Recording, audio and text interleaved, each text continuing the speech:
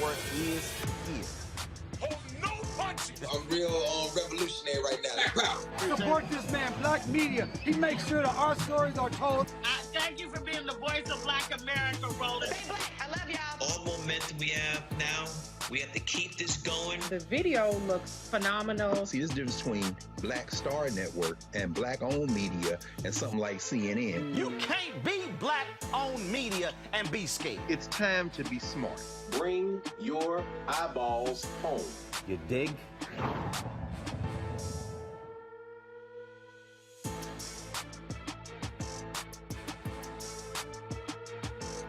Today is Friday, March 18th, 2022. Coming up on Roland Martin Unfiltered on the Black Star Network.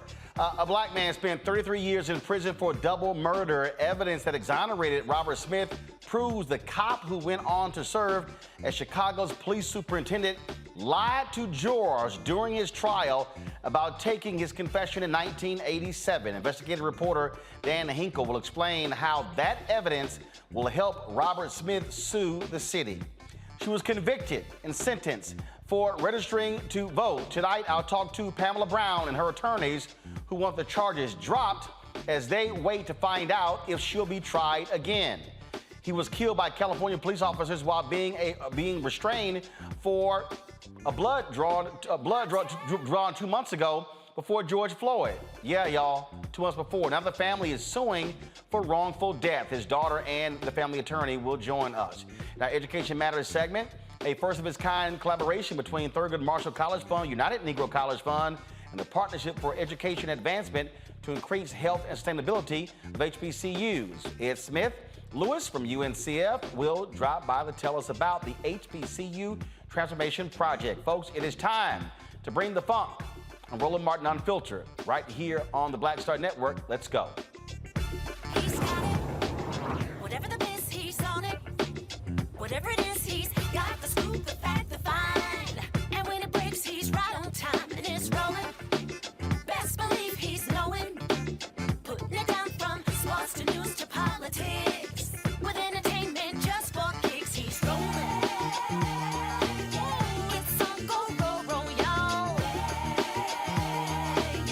It's Roland Martin, yeah.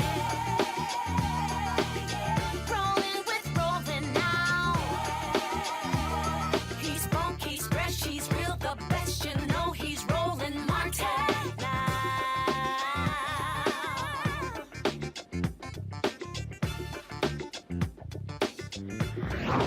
Martin.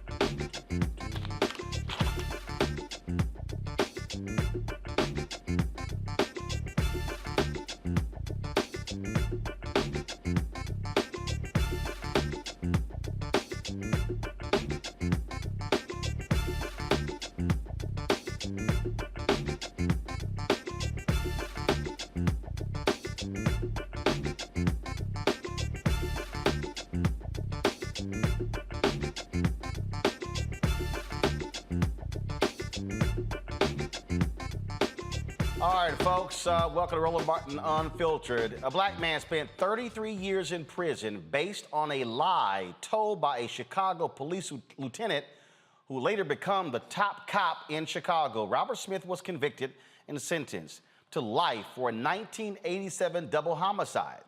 He was primarily convicted on the testimony of Philip Klein, who said Smith confessed to the murders. A judge has overturned Smith's conviction and was overturned in 2020. He's now suing the city for wrongful conviction. Dan Hinkel, investigative reporter with Better Government Association, is here to tell us how all of this happened. Dan, glad to have you here on Roland Martin Unfiltered. So, what happened in this case? Double murder. How did they pin it on Robert Smith? Well, Mr. Smith arrived at the scene shortly after it was discovered because the home was on fire where these two women had lived, Edith Yeager and Willie Bell Alexander. He became upset. There'd been a number of allegations, and there's sort of differing stories about what happened.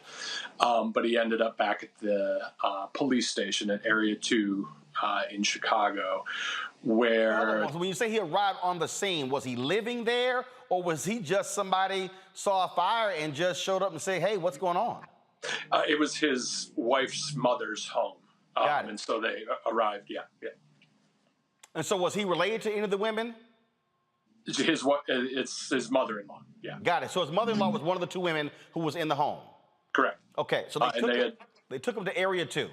Yeah, the women had their throats slit, and he was there for several hours. The house fire had happened in the morning, and the police said that late that night that he confessed, and he had, pretty shortly after they arrested him, and after he allegedly made the confession, he started saying that he had been beaten. That he had been abused by the officers, basically, and his lawyers tried to get the confession thrown out on the basis that it was that he was reporting that he had been abused. And nonetheless, he was tried and convicted and sentenced to life in prison. He spent 33 years in prison before he prevailed upon the authorities to throw his case out. Okay, so they said he confessed to the crime. Was there any physical evidence that tied him to the crime? The physical evidence is complicated and disputed. When they threw out his conviction, let me back up. In Illinois, there's a torture commission that was convened specifically to hear allegations like this. And in 2013, they said they reviewed his case, and they said that the evidence beyond the confession was pretty insubstantial, and that it didn't mean much without the confession. Oh, the evidence didn't mean much without the confession? There was very little. Their ruling was that there was not a lot to go on without the confession. Yeah. Okay, so they don't have a lot of evidence. All you pretty much have is a confession. When did Robert say, this was beaten out of me, or I didn't confess? Early on, he said that he was beaten. He's within, I think, months, he had complained to the, both doctors who had seen him and the police disciplinary authorities in Chicago. He wrote letters and said that he'd been beaten. All right, so for the people who are not familiar with Chicago, not familiar with Area 2, you mentioned the Torture Commission. Chicago has a long and sordid history of cops torturing black men, forcing confessions, and most folks are familiar with one particular infamous sergeant. I believe you're speaking of Commander John Burge. Yeah. Yeah, Commander John Burge. Yeah. John Burge was he eventually rose to the rank of commander. He, throughout the 70s and 80s, there have been, of course, a lot of the facts are disputed as they would be in cases like these, but there have been numerous investigations and, reports, and he's generally understood to have been the ringleader of a group of officers who served under him who abused and tortured suspects in criminal cases. So Klein. So Smith says Klein. Is he saying Klein beat the confession out of him, or is he saying that Klein lied about him actually confessing? No, he didn't make any. He's not made any allegation of physical abuse. He has not made any allegation of physical abuse against Phil Klein, but he has. Am I still there, by the way? Yeah, you're here. You're here. Okay, good. Sorry, I had incoming call. My bad. He's never said that Phil Klein abused him. He says that that he was abused by other detectives who had worked under Commander Burge. And his allegations against Phil Klein generally are that he lied in his testimony against him. So this is, again, it just goes to show you the fundamental problems that Chicago police, and when people always talk about, you just had the mayor, talk about some $20 million for a wellness fund because the cops and their low morale. And this man spent 33 years in prison. Yeah, he did. Yeah. It's a horrible thing. It's a horrible thing to have happen to you. It's been a problem in Chicago for a very long time. I mean, the Chicago Police Department has a pretty well-established issue with wrongful convictions. And it's not just the police department. It's it's prosecutors' offices, it's judges. It's a holistic issue with the system. It's absolutely nonsensical and makes no sense whatsoever. So Robert plans to sue the city. He is suing the city, yeah. He's suing the city, and so obviously this can make a huge difference in that case. Well, yeah, this was his new filing was introduced as part of that lawsuit, and basically what's new about this is that he's alleging that Klein invented his allegations against Robert about the confession both at his suppression hearing about his confession and at the trial and even in some later testimony. Just again, for folks out there, this is what we call another day for Chicago police. Dan, we certainly appreciate it. Thanks a lot. Thank you. I want to pull my Pam now. Kelly Bethea, communication strategist. Michael Imhotep, host, African History Network show. Matt Manning, civil rights attorney. Matt, again, this we don't have Matt. This happens. I mean, this is the thing over and over and over again. Over and over and over again, we hear coming out of Chicago. Michael, you're not far. You're there in Detroit. And when we hear these examples, and then people go, oh, but that's sort of one cop. No. Okay, when it keeps happening, it's called systemic problem. Right, systemic problems, especially in the Chicago Police Department, and this is not. I think the last count, I think there's like 16,000 officers in the Chicago Police Department, something like this. So I'm not saying all of them are guilty, but when you go study John Burge and you go study the Black Ops detention site that they had in Chicago, where in Spencer Ackerman for the Guardian. I think he was the one that broke this story a few years ago. And it talked about how this was a detention center where certain suspects, overwhelmingly African-American men, were taken. They were beaten. Confessions were tortured out of them. When their attorneys were trying to find where they are in the system, they couldn't find them, things like this. And you at the same time, you had a few years ago, you had about $500 million in police misconduct lawsuits that had to be paid out by the Chicago Police Department. It was about 105 police misconduct lawsuits before they had to pay to settle for the Laquan McDonald police misconduct lawsuit as well. So, and what's interesting in this case, I'm glad you had Dan Hinkel on from Better Government Reporting, Better Government Administration, or BGA, bettergov.org. In the article here, it talks about how the filing that Robert Smith's attorneys filed also includes attendance logs showing that Lieutenant Klein was off the day that Robert Smith allegedly confessed, and multiple police reports were devoid of Lieutenant Klein's name as well. So, hopefully Lieutenant Klein, if this is all accurate, is charged with perjury as well, and hopefully he goes to prison if the evidence proves that he lied under oath also. This thing, Matt Manning, again, I keep telling people, I mean, first of all, if you're the city and you have to set up a torture commission, Matt, we're talking about systemic problems. Chicago has had to pay out upwards of $40 million in reparations to individuals, Black, who were beaten with phone books, who were forced confessions by these Chicago cops, who kept getting their pensions.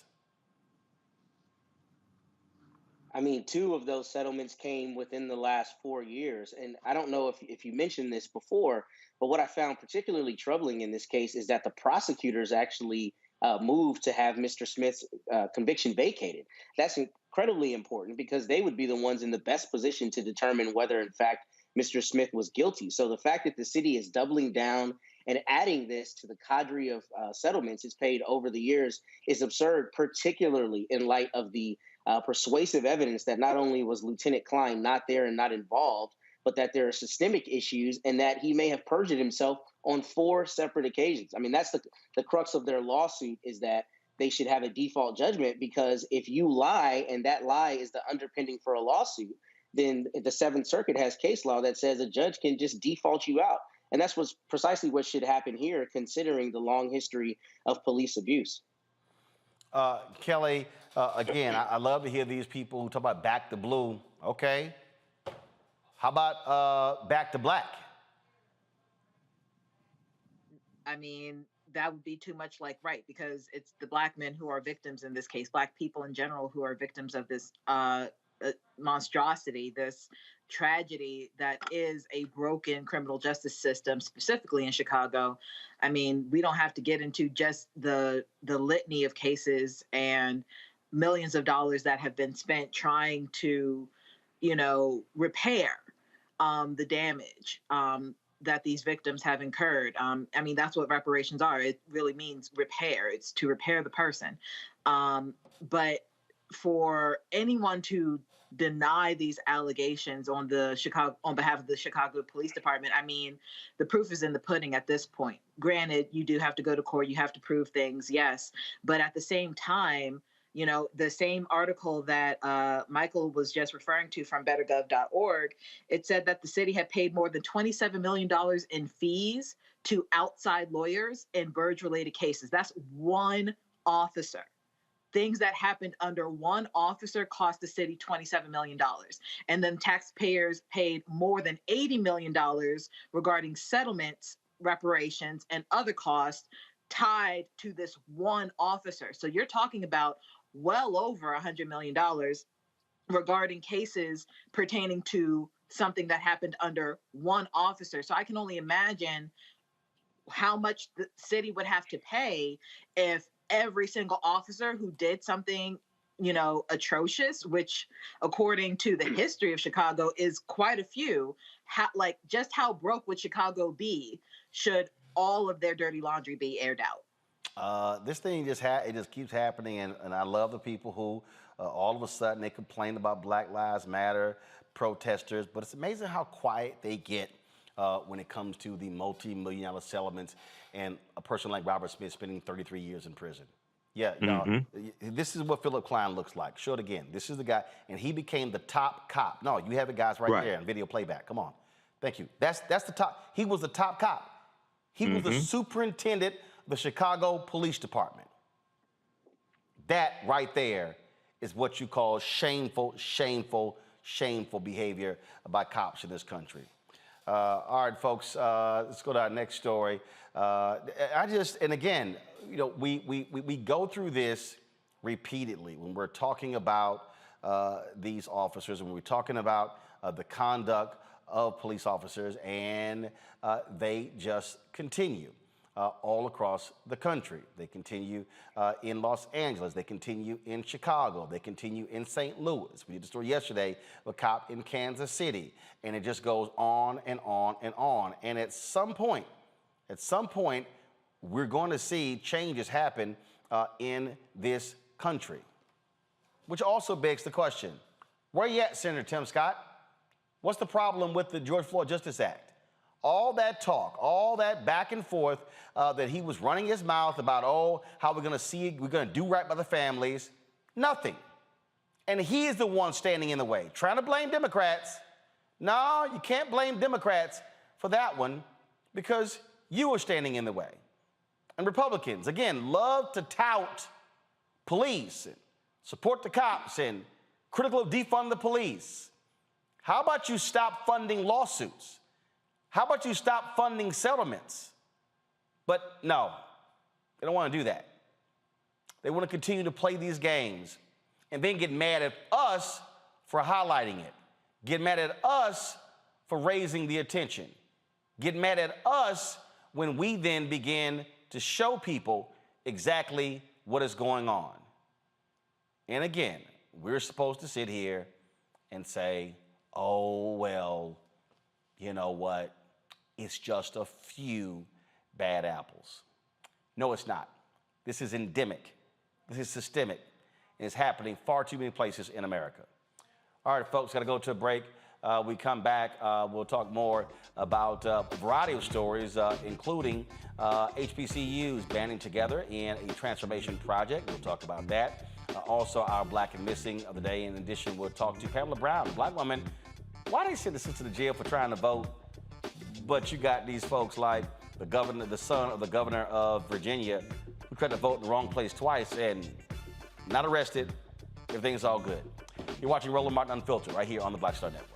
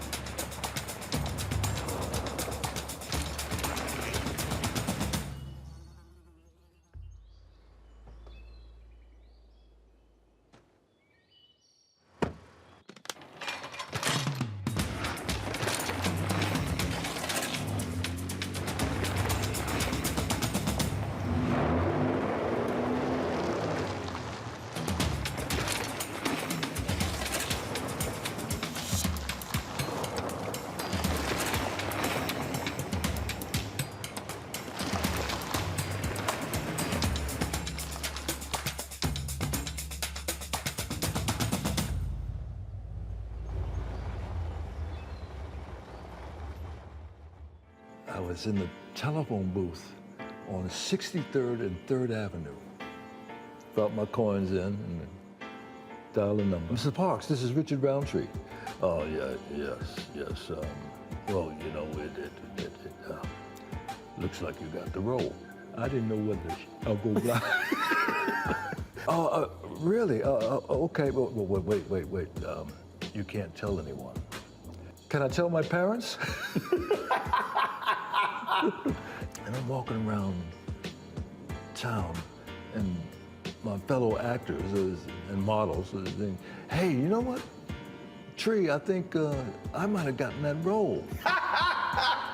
You hear this 2 or 3 different times. Right. Like, did he come? Well, wait a minute. Was I dreaming that? Or then Gordon calls me up. I call Gordon, and he says, we're having the press announcing you are the chef. I get in the limo, when I pull up and saw this, oh, Lord.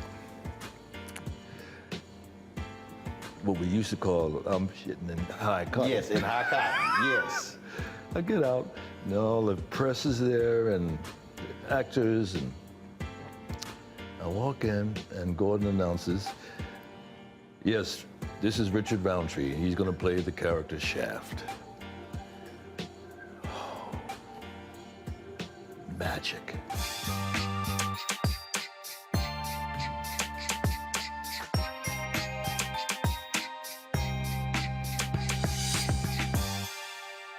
What's up, y'all? I'm Will Packard. Hello, I'm Bishop TDJ. What up, Lana Well, and you are watching Roland Martin Unfiltered.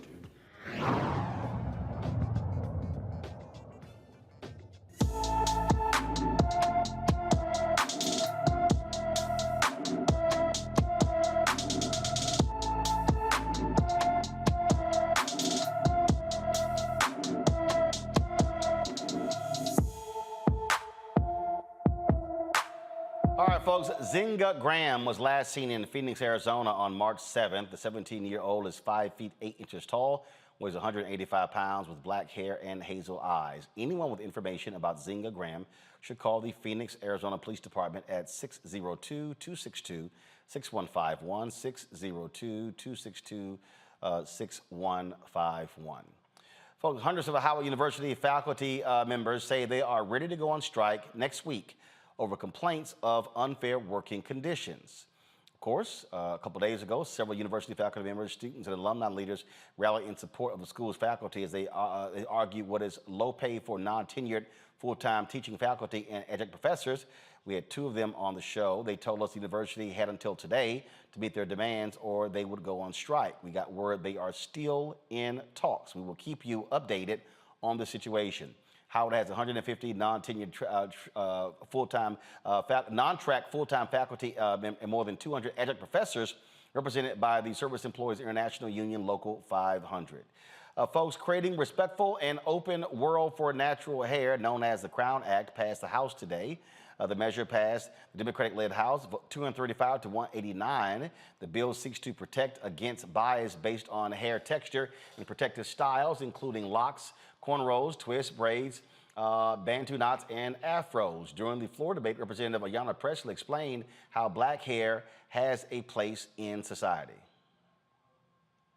Today on the floor of the House of Representatives, the People's House, to declare that black girls with our braids, locks, afros, all forms of natural hairstyles, and yes, even our smooth alopecia bald heads belong everywhere.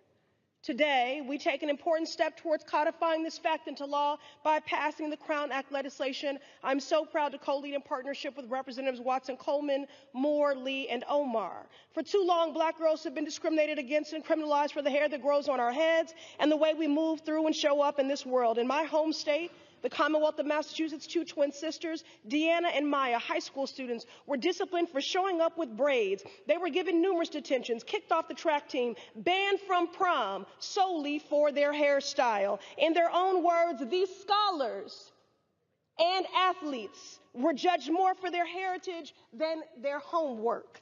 No more.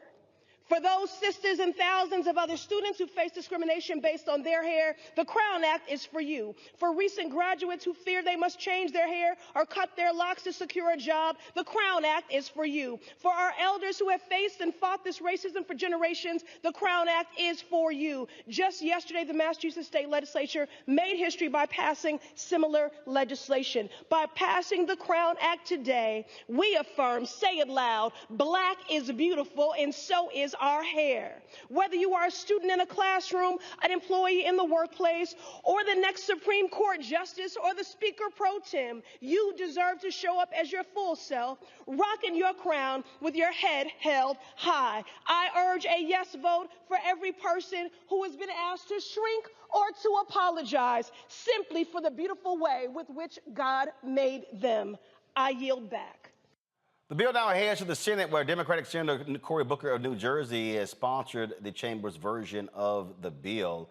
The thing that's interesting here, of course, Kelly, is that when this first came up, they wanted to do unanimous consent, did not get 2/3 of the votes, but Republicans would move on that. But the nonsensical comments that we heard from the right, black folks, here are black people playing the victim again. We don't need a bill when it comes to hair. Then you had folks like Burgess Owens, when it first happened, the black Republican out of Utah, say, a business should have every right to tell people how to wear their hair. It's their business. And you make it sound like black people don't have businesses. I'm like, dude, you sound like a damn idiot. I mean, white people don't know what it's like to be discriminated against because of their hair. It's just that plain and simple. But they damn sure know how to discriminate based upon hair. Exactly. You know, I can't tell you the amount of times I've had to, suppress a panic attack because, whether I'm, getting interviewed for a job that I really like and I wasn't able to flat iron my hair that day, or, if I'm going somewhere, can I wear it out? Do I have to have it in a ponytail? Do I need a wig? What have you? And white people do not understand the stress of having to modify themselves in order to be accepted in the world as they are.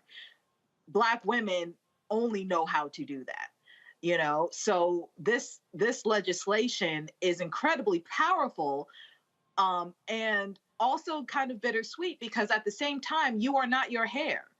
My hair did not get me my college degree. My hair did not get me my job. My hair did not get me into the rooms that I have been in. However, it has kept me out of rooms because of other people's biases.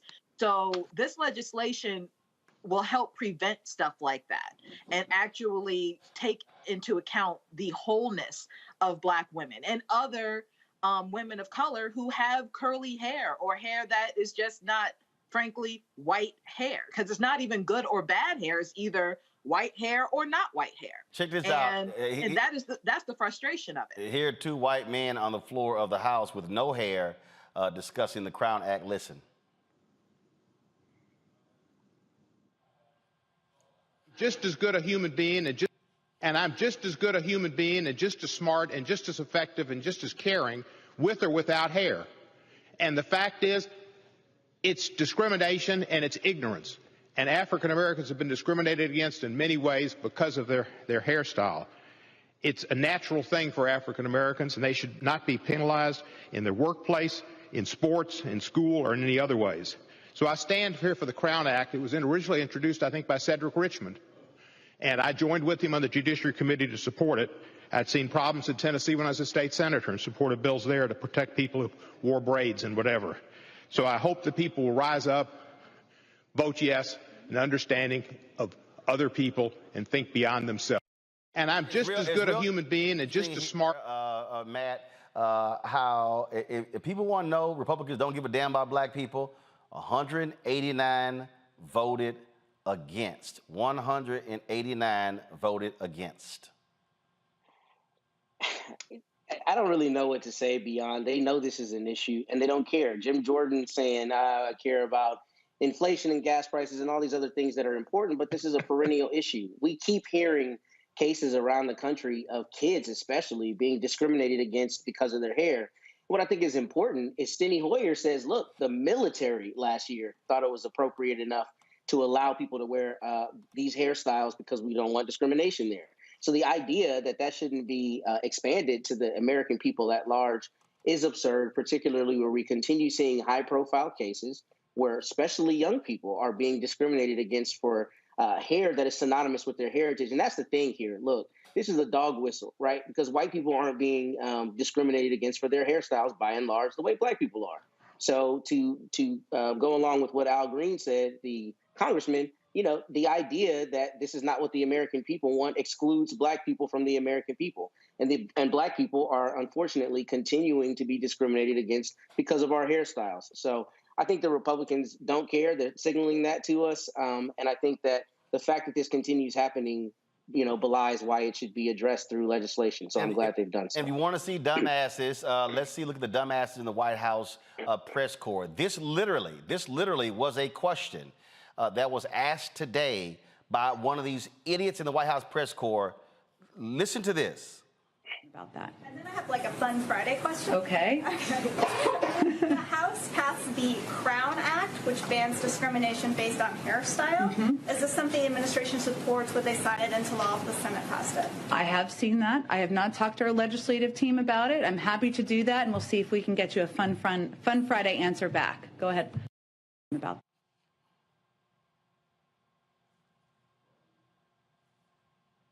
See, Roland, this is an attack on white standards of beauty. And this is why so many Republicans voted against it, including Black Republicans who think white, like Burgess Owens, former NFL player. He could have CTE, chronic traumatic encephalopathy. He may be somehow related to Herschel Walker. I wouldn't be surprised. Both of them dumb as hell. Okay, both of them are white supremacy through ventriloquism, as Dr. Michael Eric Dyson would say. But this is also an economic issue, okay? Because what happens is discriminating against African Americans, men or women, based upon the type of hairstyles, natural hairstyles, braids, things like this also helps to lock us out of certain jobs, certain positions, things like this. So this is also an economic issue. And if you look at what Representative Bonnie Watson Coleman of New Jersey said today, she said natural Black hair is often deemed, quote unquote, unprofessional simply because it does not conform to white beauty standards, okay? In fact, hold that right there. We're going to play her comments. Go.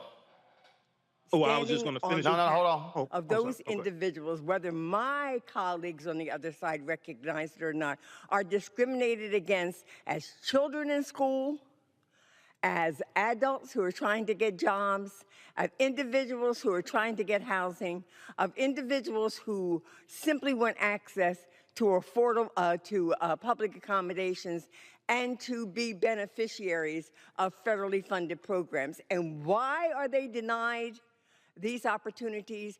Because there are folks in this society who get to make those decisions who think because your hair is kinky, it is braided, it is in knots, or it is not straight and blonde and light brown, that you somehow are not worthy of access to those issues. Well, that's discrimination.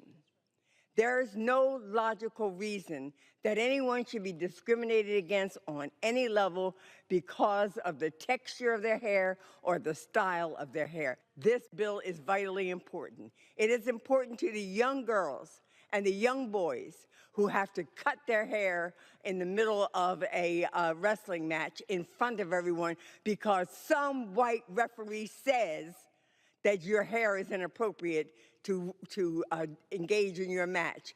That young man engaged in his match and he won it.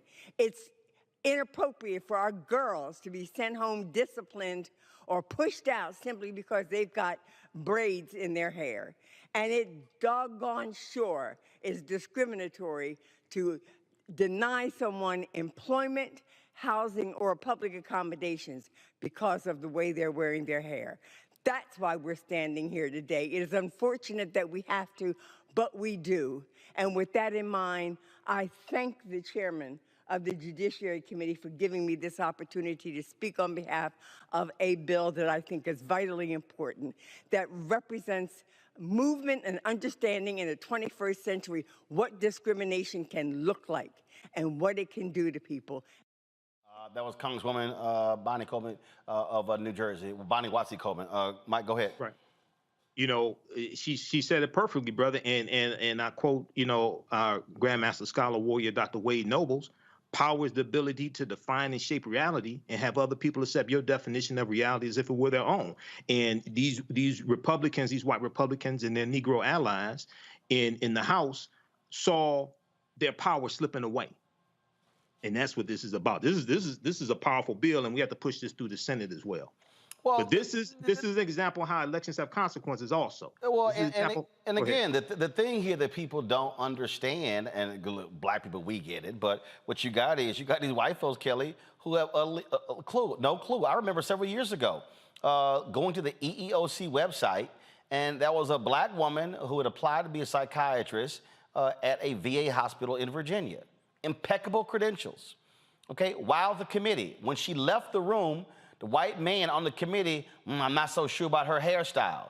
She didn't get the job. She eventually sued, won. They had to pay back wages and to give her the job. So it wasn't the resume. It wasn't the expertise. It wasn't the education. He did not like her hairstyle. And it cost taxpayers. And that's my thing. All of that money could have been with taxpayers and to the appropriated, appropriately, as opposed to going to this woman who, frankly, was minding her business and just trying to do her job. So all of this goes back to, frankly, just minding your business and stop, projecting what you think standard is, what you think appropriate is, especially when you don't have the cultural wherewithal and nuance and knowledge to really decipher exactly how important a Black woman's hair is. That is a cultural thing. That is an ancestral thing. And for you to not understand that, that's okay. But just mind your business in doing so. Let me wear my hair the way that I want to. Let me express myself through my hair as I want to. Because again, like I said before, my profession has nothing to do with my hairstyle. My hairstyle did not get me into my profession. My hairstyle is not going to help you in the work that I do. But my skill set will, my networking will, everything else besides my hair, frankly, will. So again, it's a matter of minding your business and stop projecting your insecurities onto other people. And of course, Sitting in the chair, holding the gavel today, was Congresswoman Gwen Moore of Wisconsin, appropriately rocking her natural hair as she gavelled the bill. Watch this. On this vote, the yeas are 235, and the nays are 189, with no one answering present. The Creating a Respectful and Open World for Natural Hair Act is passed. Without objection, a motion to reconsider is laid on the table. Well, that was certainly apropos, Matt, as a civil rights attorney. When you listen to the different members stand up and they talked about different cases, when you listen to Congresswoman Ayanna Pressley of Massachusetts talk about what black girls and black boys have had to go through, we all remember that video. We all remember that video, if you will, of the brother who was a wrestler, where the referee said, "Oh, unless you cut his hair, he's going to lose the match." Not a damn thing to do with his physical ability. Nothing to do with physical ability, but it was really just about his hair.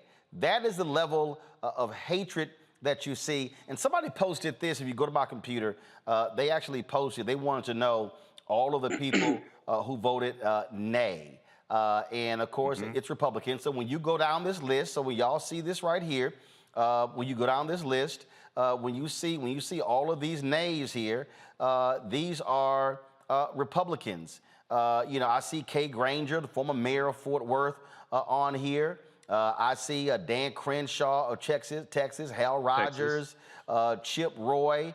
It goes Mo Brooks of Alabama, all these Republicans.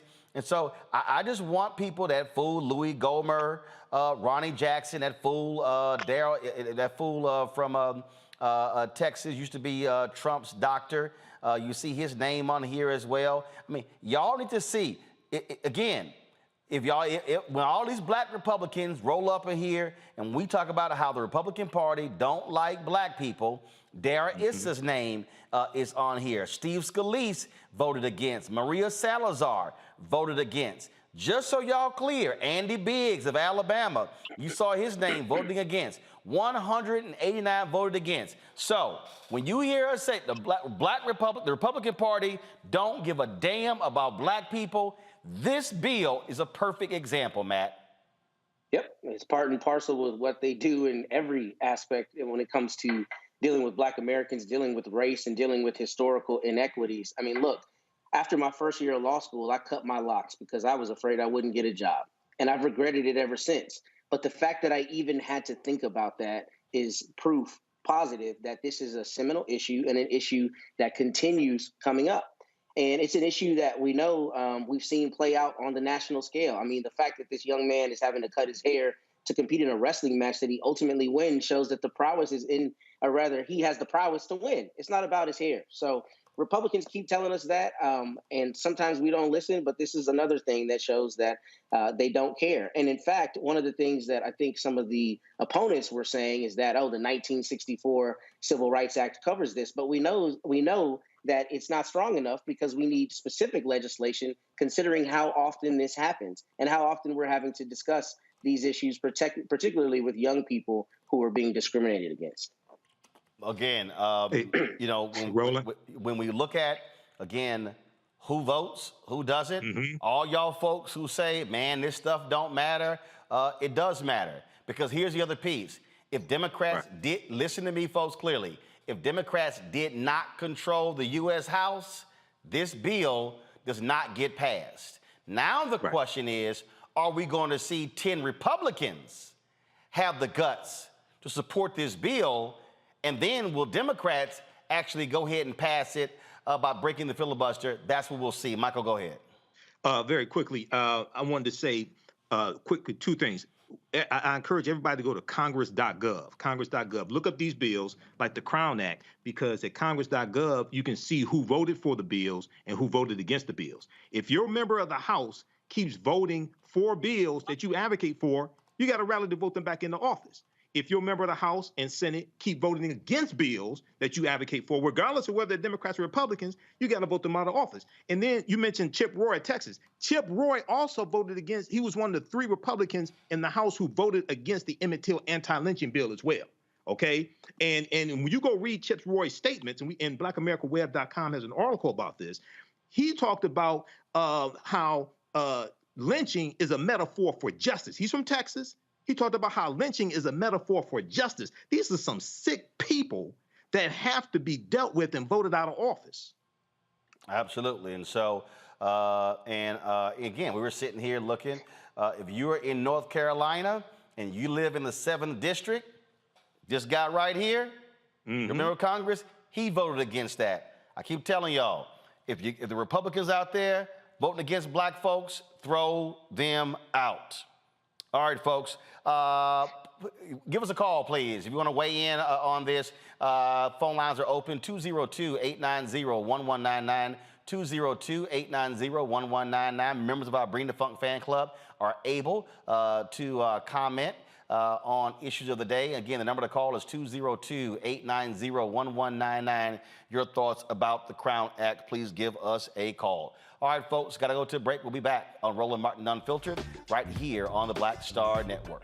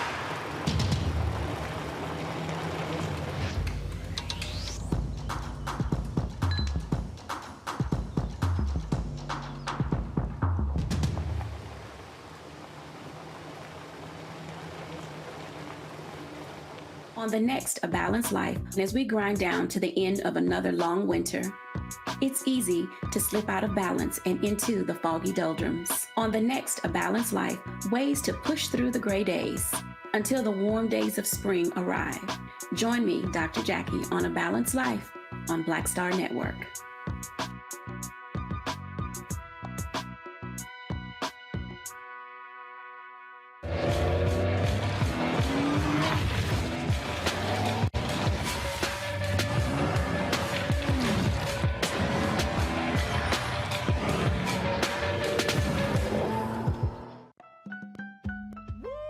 We're all impacted by the culture, whether we know it or not. From politics to music and entertainment, it's a huge part of our lives, and we're going to talk about it every day right here on The Culture with me, Faraji Muhammad, only on the Black Star Network.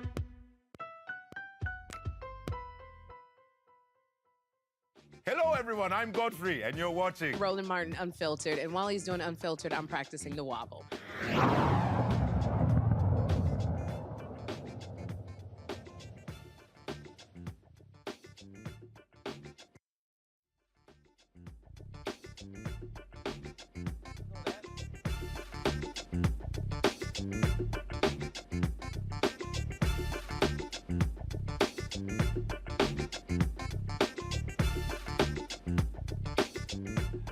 The FBI is renewing calls for tips surrounding the death of Jelani Day. The FBI wants to remind the public about the $10,000 reward for information related to the Illinois State University graduate student's death.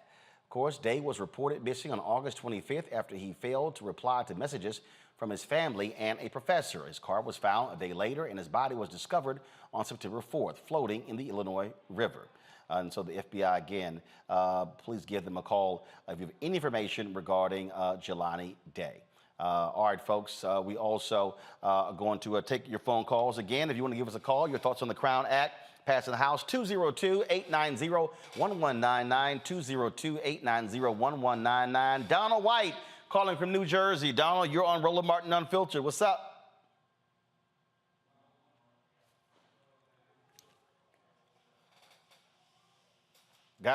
Guys, why are we going to black? Come on. Thank you. Thank you. All right, go to the phone lines. Donald, what's on your mind?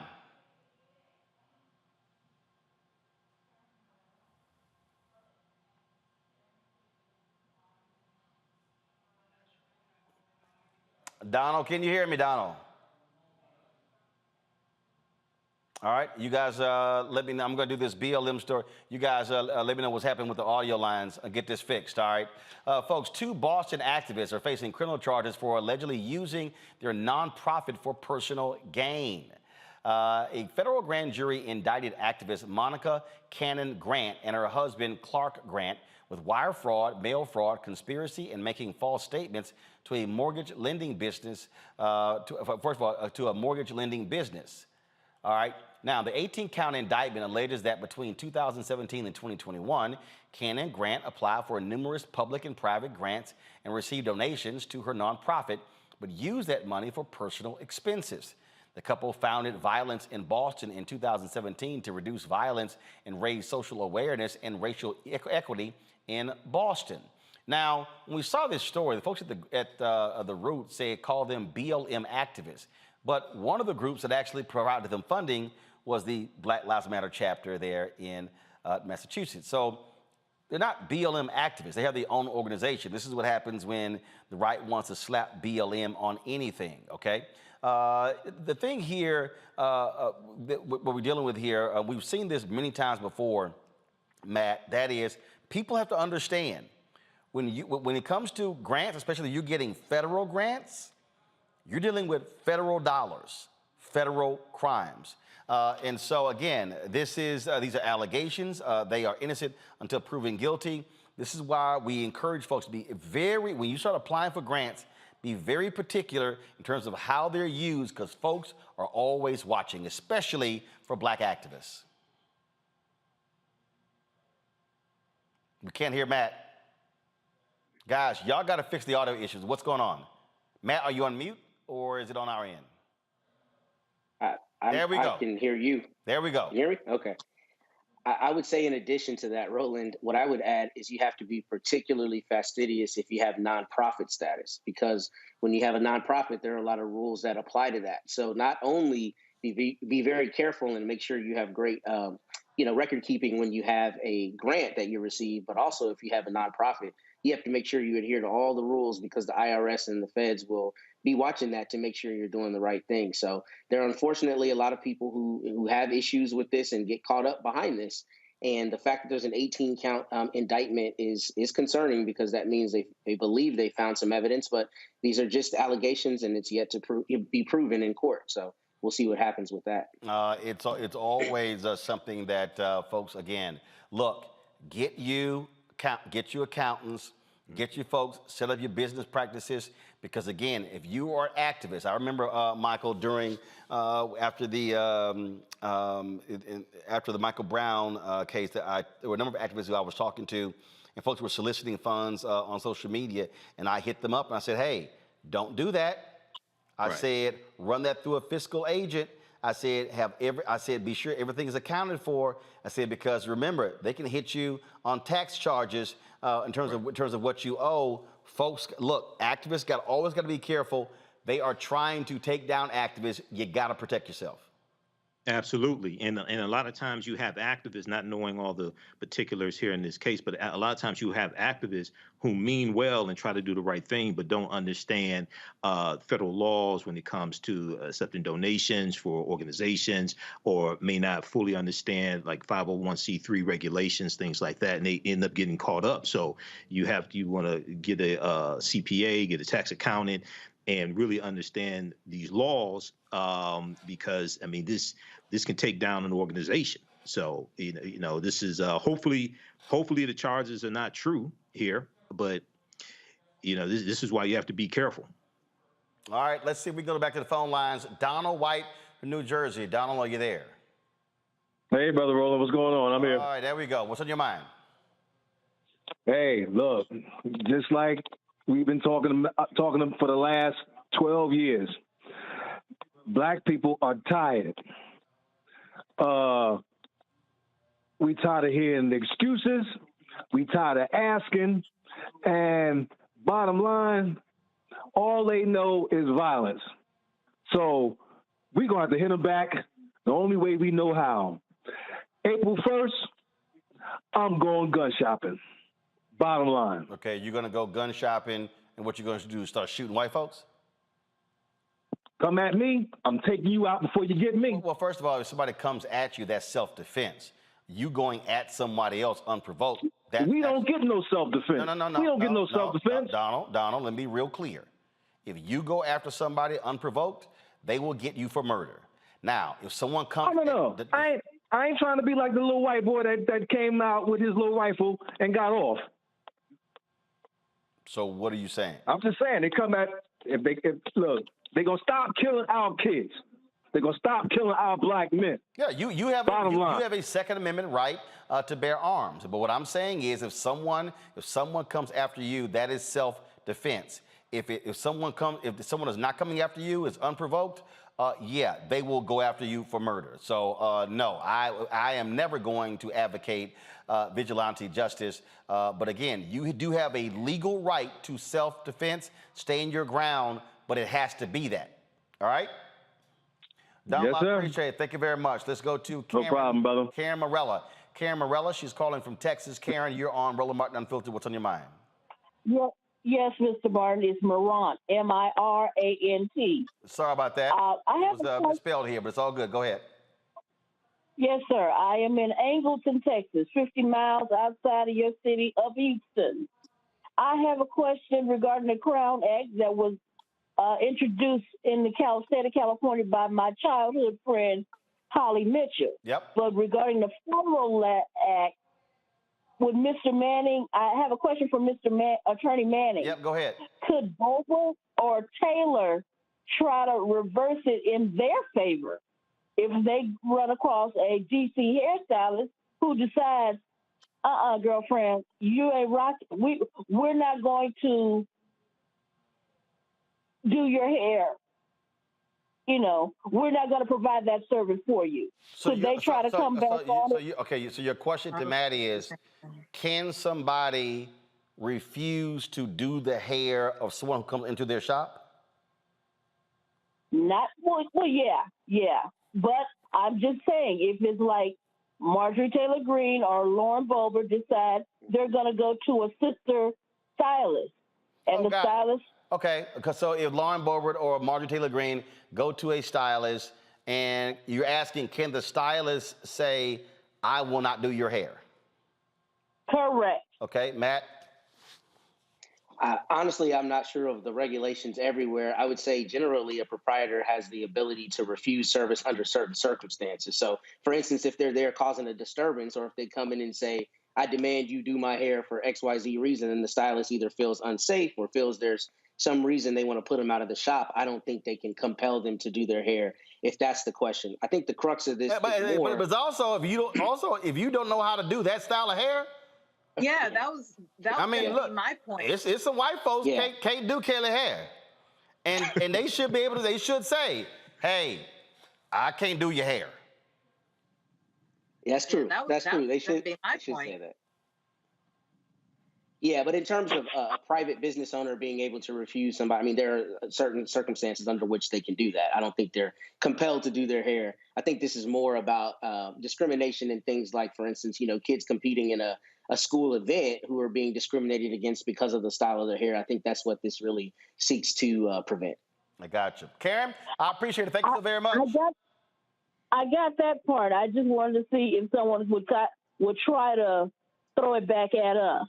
Well, again, first of all, we've already seen the cases where you've had bakers refuse to bake cakes for folks who are gay. That's exactly what I was thinking. But that's not what the Crown Act actually deals with. So, Karen, I appreciate your phone call. Thank you so very much. Folks, we're going to take more of your phone calls in the show, so please give us a call. Show the number again, please, to call if you want to get your phone call in to comment, not just on the Crown Act, but also any of the stories that we're talking about today. We take phone calls on Friday. Pull the number up, please.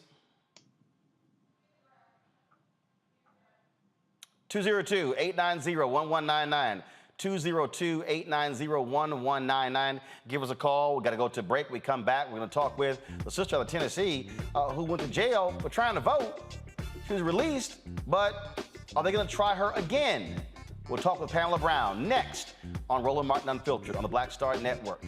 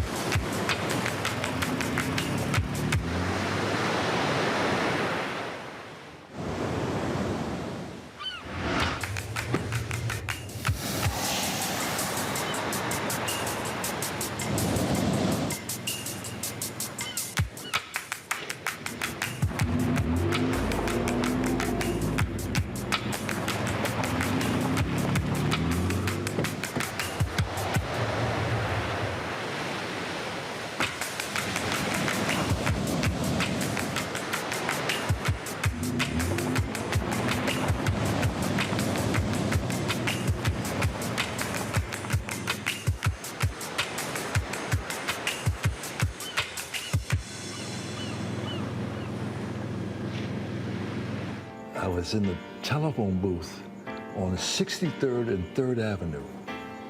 Brought my coins in and dialed the number. Mr. Parks, this is Richard Roundtree. Oh, yeah, yes. Well, you know, it looks like you got the role. I didn't know whether I'll go blind. Oh, really? Okay, wait. You can't tell anyone. Can I tell my parents? And I'm walking around town, and my fellow actors and models are saying, hey, you know what? Tree, I think I might have gotten that role. You hear this 2 or 3 different times. Right. Like, did he well, wait a minute. Was I dreaming that? Or then Gordon calls me up. I call Gordon, and he says, we're having the press announcing you are the Shaft. I get in the limo. When I pull up and saw this, oh, Lord. What we used to call, I'm shitting in high cotton. Yes, in high cotton, yes. I get out, and all the press is there, and the actors, and I walk in, and Gordon announces, yes, this is Richard Roundtree, and he's going to play the character Shaft. Magic.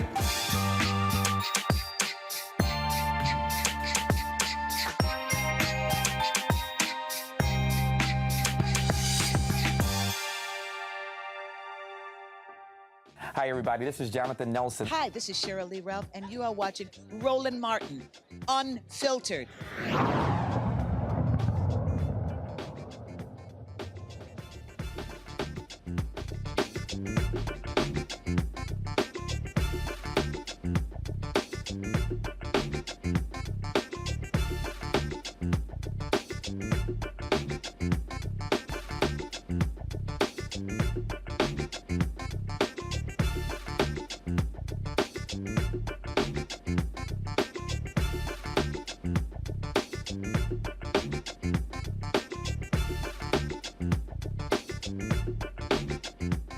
All right, folks, you're watching on YouTube and Facebook. Hit those like buttons and the share buttons, okay? We're at 333 likes on YouTube. We should easily be at 1,000 by the end of this show. So it's more than 1,000 of y'all watching right now. So hit the like button right now, okay? Do that. Also, please download the Black Star Network app. Our goal is to get 50,000 downloads. Folks, you can go to download it to your Apple phone, your Android phone, Apple TV, Android TV, Roku, Amazon Fire, Xbox One, Samsung Smart TV as well. And so, again, you can watch the show right there on all of those platforms.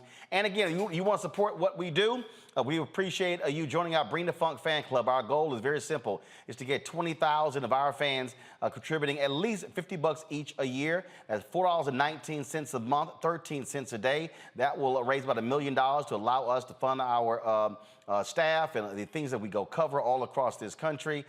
We don't have millionaires and billionaires funding us and providing resources to us. And so this really is about us being able to control our narrative, control our story, and to be able to provide you the kind of content you see every single day with this show. Of course, 2 hours a day, in addition to our 5 shows on the Black Star Network app. And so Cash App is $RM Unfiltered. PayPal is R Martin Unfiltered. Venmo is RM Unfiltered. Zelle is Roland at RolandSMartin.com. You can send a check or money order to P.O. Box 57196, Washington, D.C. 20037. Again, P.O. Box 57196, Washington, D.C. 20037. Shout out to Montre Jones, who gave during the show. And let's see here. I got a few others in here, so I'm going through trying to give them a shout out as well. And so I'll do that in a second. So again, if you give during the show, I'll give you a shout out before we get off the air. All right, folks. Let's talk about this next story. A California legal team, they're pushing for Tennessee officials to drop the charges against activist Pamela Moses, who goes by P. Moses. Now, Moses was granted a new trial last month, and she was sentenced to 6 years in prison after a jury found the activist knowingly falsified information on a voting document. Now, Moses' lawyers say with the new evidence entered into court records, a jury would almost certainly find Moses innocent. We're now joined by P. Moses from North Memphis, as well as her legal counsel, Rodney S. Diggs and James A. Bryant, both out of Los Angeles. Glad to have you here. And so, first and foremost, lay out the legal strategy, Rodney and James, that you have for P. Moses to get these prosecutors to back off trying to retry her. Sure. Thank you, Roland. At the moment, what we're doing is we are asking and actually demanding that the DA dismiss all charges against Pamela Moses. Should the DA not want to do that and try to move forward with the new trial, which Ms. Moses should not sit through again, then we're asking that a special prosecution take place to review the evidence and go from there. But at this moment, the first step is to have the charges against Ms. Moses dismissed.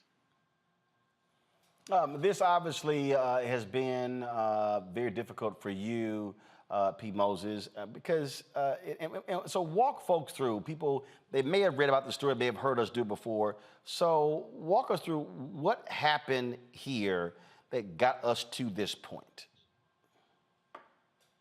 Well, in 2019, I was arrested at the Chicago O'Hare Airport. Didn't know what was going on. I was in customs and they told me that I was a fugitive of justice. And I was somewhat confused because, you know, I've been in trouble before, but I had never been listed as a fugitive. And they couldn't tell me why. I just had to go with them. And it just felt really weird. And when the Chicago police informed me that I had charges out of Shelby County, I told them, well, I just flew out of there. If, you know, 2 weeks prior or a week prior, if I was a fugitive, I don't think that the airport would have allowed me to do that. But they took me and they put me in the Cook County Jail. I think I was right across the street from R. Kelly and other, you know, notorious inmates that were being housed in this historical jail. And I was kept there for a number of days. And then finally, I was taken to court and I appeared before a Black judge who somewhat wanted to know if I wanted to waive extradition or not. And he said if I didn't, that they would get a governor's warrant to have me transported. And I was just somewhat confused because getting off of a flight like that, you know, and being stopped is just within itself is traumatic, but to then be thrown in jail and not know what it's about or what it's for, it really did something to me. But, you know, God got me through that situation. And after I was held in jail, they picked me up and they, in a white van, a contracted employees for Arkansas picked me up in a white van and they rode me around 18 different states for 4 days, picking up different inmates, dropping them off. And so I got a very good look of how the states do human trafficking, but they call it fugitives. And, you know, some of the people may have been fugitives, but I wasn't charged with an offense of violence. In fact, I didn't even know what I had been charged with. I just knew I had charges out of Shelby County. And when I finally got back, you know, after riding around all these states, picking up inmates, I was able to then, you know, post bond after a couple days of being in the Shelby County Jail East. And it was, you know, told to me that I had all these illegal charges for surrounding voting. And, you know, I was just grateful to get out, and I remained out for some time. And the lawyer that I had retained originally, he had got in some type of trouble, and so he couldn't represent me. And the judge appointed me this new lawyer because I spent all my money on bail and the previous lawyer. So he appointed me this lawyer who, at the time, I was okay with because I thought he would, you know, could easily get this taken care of. But I later found out that, you know, he wasn't working for my best interest. He was just trying to basically get it over with the best way he could, which was to make me plead guilty to something that I did not do. And so because I rejected their pleas, the judge put me on the bench and told me that if I didn't take a plea, I would be facing 42 years in prison. And I said, okay, well, I'm definitely, you know, going to have to go to trial on this if I'm facing that much. And then they, you know, did a series of offers trying to get me to take a plea. But when I would ask the lawyer as well as the prosecutor, because I had several conversations with the assistant district attorney, and I would say, okay, what did I do? And they never could tell me. They just wanted me to take this plea. And I was like, you know, I can't do that because the same district attorney that was handling this matter had also handled the previous matter, which was filed way before this indictment, which was to get a full restoration, to get like my gun rights, certificate of employability, you know, because as a felon, it's very difficult to get a job. But if you get a certificate of employability, you're able to then work. So you have to go through a legal process to do that, which I did do. And it was during that filing that triggered all this. Oh, she's trying to become normal again. She wants her rights back. She wants to run for public office. She wants to do this. Oh, we can't let that happen. And they just then decided to April, that petition was filed, May, June, July, August, September, October, November, the 6 months later, this indictment came out. And so it was just very difficult even understanding what I had did. But once we finally got to the gist of it, 12 of the 14 counts were dismissed by the district attorney's office because they were basically duplicate charges. They hit you with 14 counts? 14 counts. It was 14 counts originally on the indictment. And that was why they thought I should plead guilty. But, you know, I know you're talking about this case, but I can't talk about this case without talking about how we got to here. The case that put me in this situation, it had 10 counts, and I did plead guilty to those charges, not because I was innocent, but like most people, I plea bargained to get the situation over with because there was not necessarily guilt on my part, but it was like fighting a losing battle, trying to discredit an attorney and a judge who had made some sort of allegations. Well, at the time, I thought the judge had made them, and I later found out that the judge, whose name was Phyllis Gardner, she did not formally make these allegations against me. She gave a statement, but she didn't give them in a criminal forum. She gave them in a quasi-civil forum. She was trying to basically stop me from talking about her on Facebook. And she was granted that order of protection, but I appealed it. And after I appealed it later, she did, withdraw the order of protection voluntarily. She dismissed it, but that was after I had already pled guilty to all this other stuff. But the judge didn't ever call the police. She never called the sheriff and said, hey, I want to press charges against Ms. Moses. She basically had an ethics complaint against her. And the ethics attorney, Virginia Bozeman, she contacted the district attorney and made all these allegations against me. And so because I did, say stuff about her on Facebook, I didn't threaten her or stalk her and all the things that they said, but I did say that they were racist and, that people shouldn't vote for her and that they should bring civil rights charges against her because I did do that. I went ahead and pled guilty to this because at the time I didn't have any money. I was being held on a $500,000 bond, and that was the only way I could get out. And so I pled guilty to those charges. I served my time. I tried to re-enter into society like anyone else who had served their time. The only thing, that was left were the misdemeanor charges, which were separate from that, which have nothing to do with voting. But I went through the process. I went to the judge, asked him to say my time was over. He said it wasn't over, but mind you, the judge that I went to say that my time was over was not the original sentencing judge. He was a special judge that had been brought in after the Tennessee Supreme Court appointed him, after every judge, I think maybe 20 judges or somewhere, every judge in the 30th District of Tennessee refused to hear my case. And the judge who sentenced me, he refused to do anything else with the case because I think he realized that he had made a mistake. So he just didn't want anything else to do with the case. So the judge that they appointed, Judge Acree, a very nice judge out of Dyersburg, he was basing his decision on the transcripts and the judgment sheets, which were unclear. So, the defendant is never right in Memphis. The defendant is always wrong. They're never going to side with the defendant. So he basically said, you're still on probation, but he never clarified what type of probation that I was on. But the Department of Correction, who is in charge of calculation, and I believe you had Dr. Anya Wu, my other attorney, who was representing me zealously in the sentence hearing. He tried to explain that to this new judge that Ms. Moses went to the right place. This is the keeper of the records as far as the tabulation, and they said that she was not on probation anymore. In fact, they signed off on my certificate for voter restoration, and that's how this came about.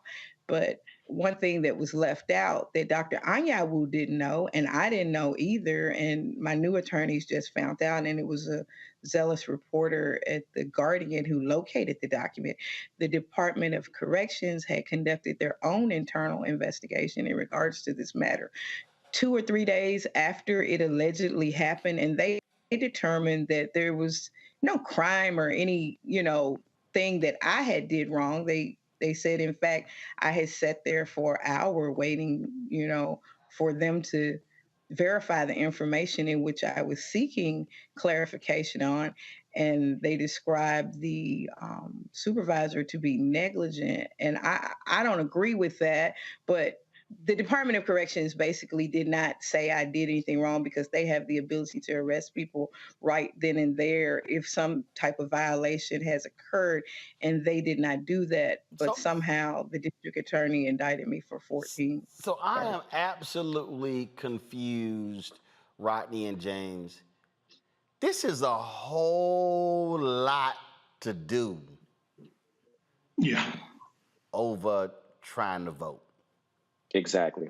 Trying to vote. This reminds me of the Crystal case out of Texas, where these white Republicans like, yeah, we're going to make an example out of you, black woman. That's what this sounds like. That's exactly what it is. That's exactly what it is. And I think what's important, Roland, it's always a pleasure to see you. What's important for Ms. Moses is this.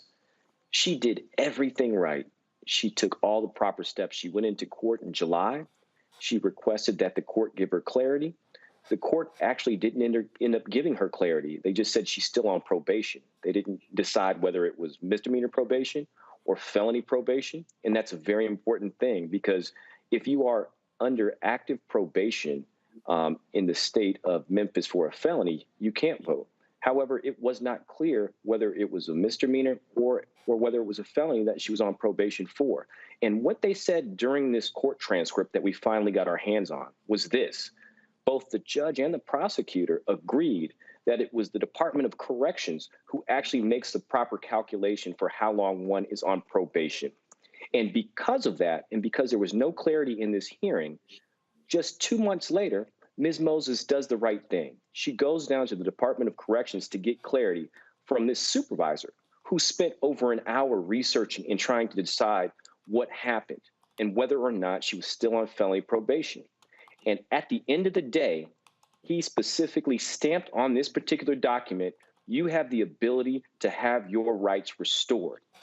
And this was after going through computers, going through the data system, making phone calls to his higher ups, and they made that conclusion. And with this one document, Ms. Moses, who only wanted her rights as an American back, she went down and she filed that document. And guess what?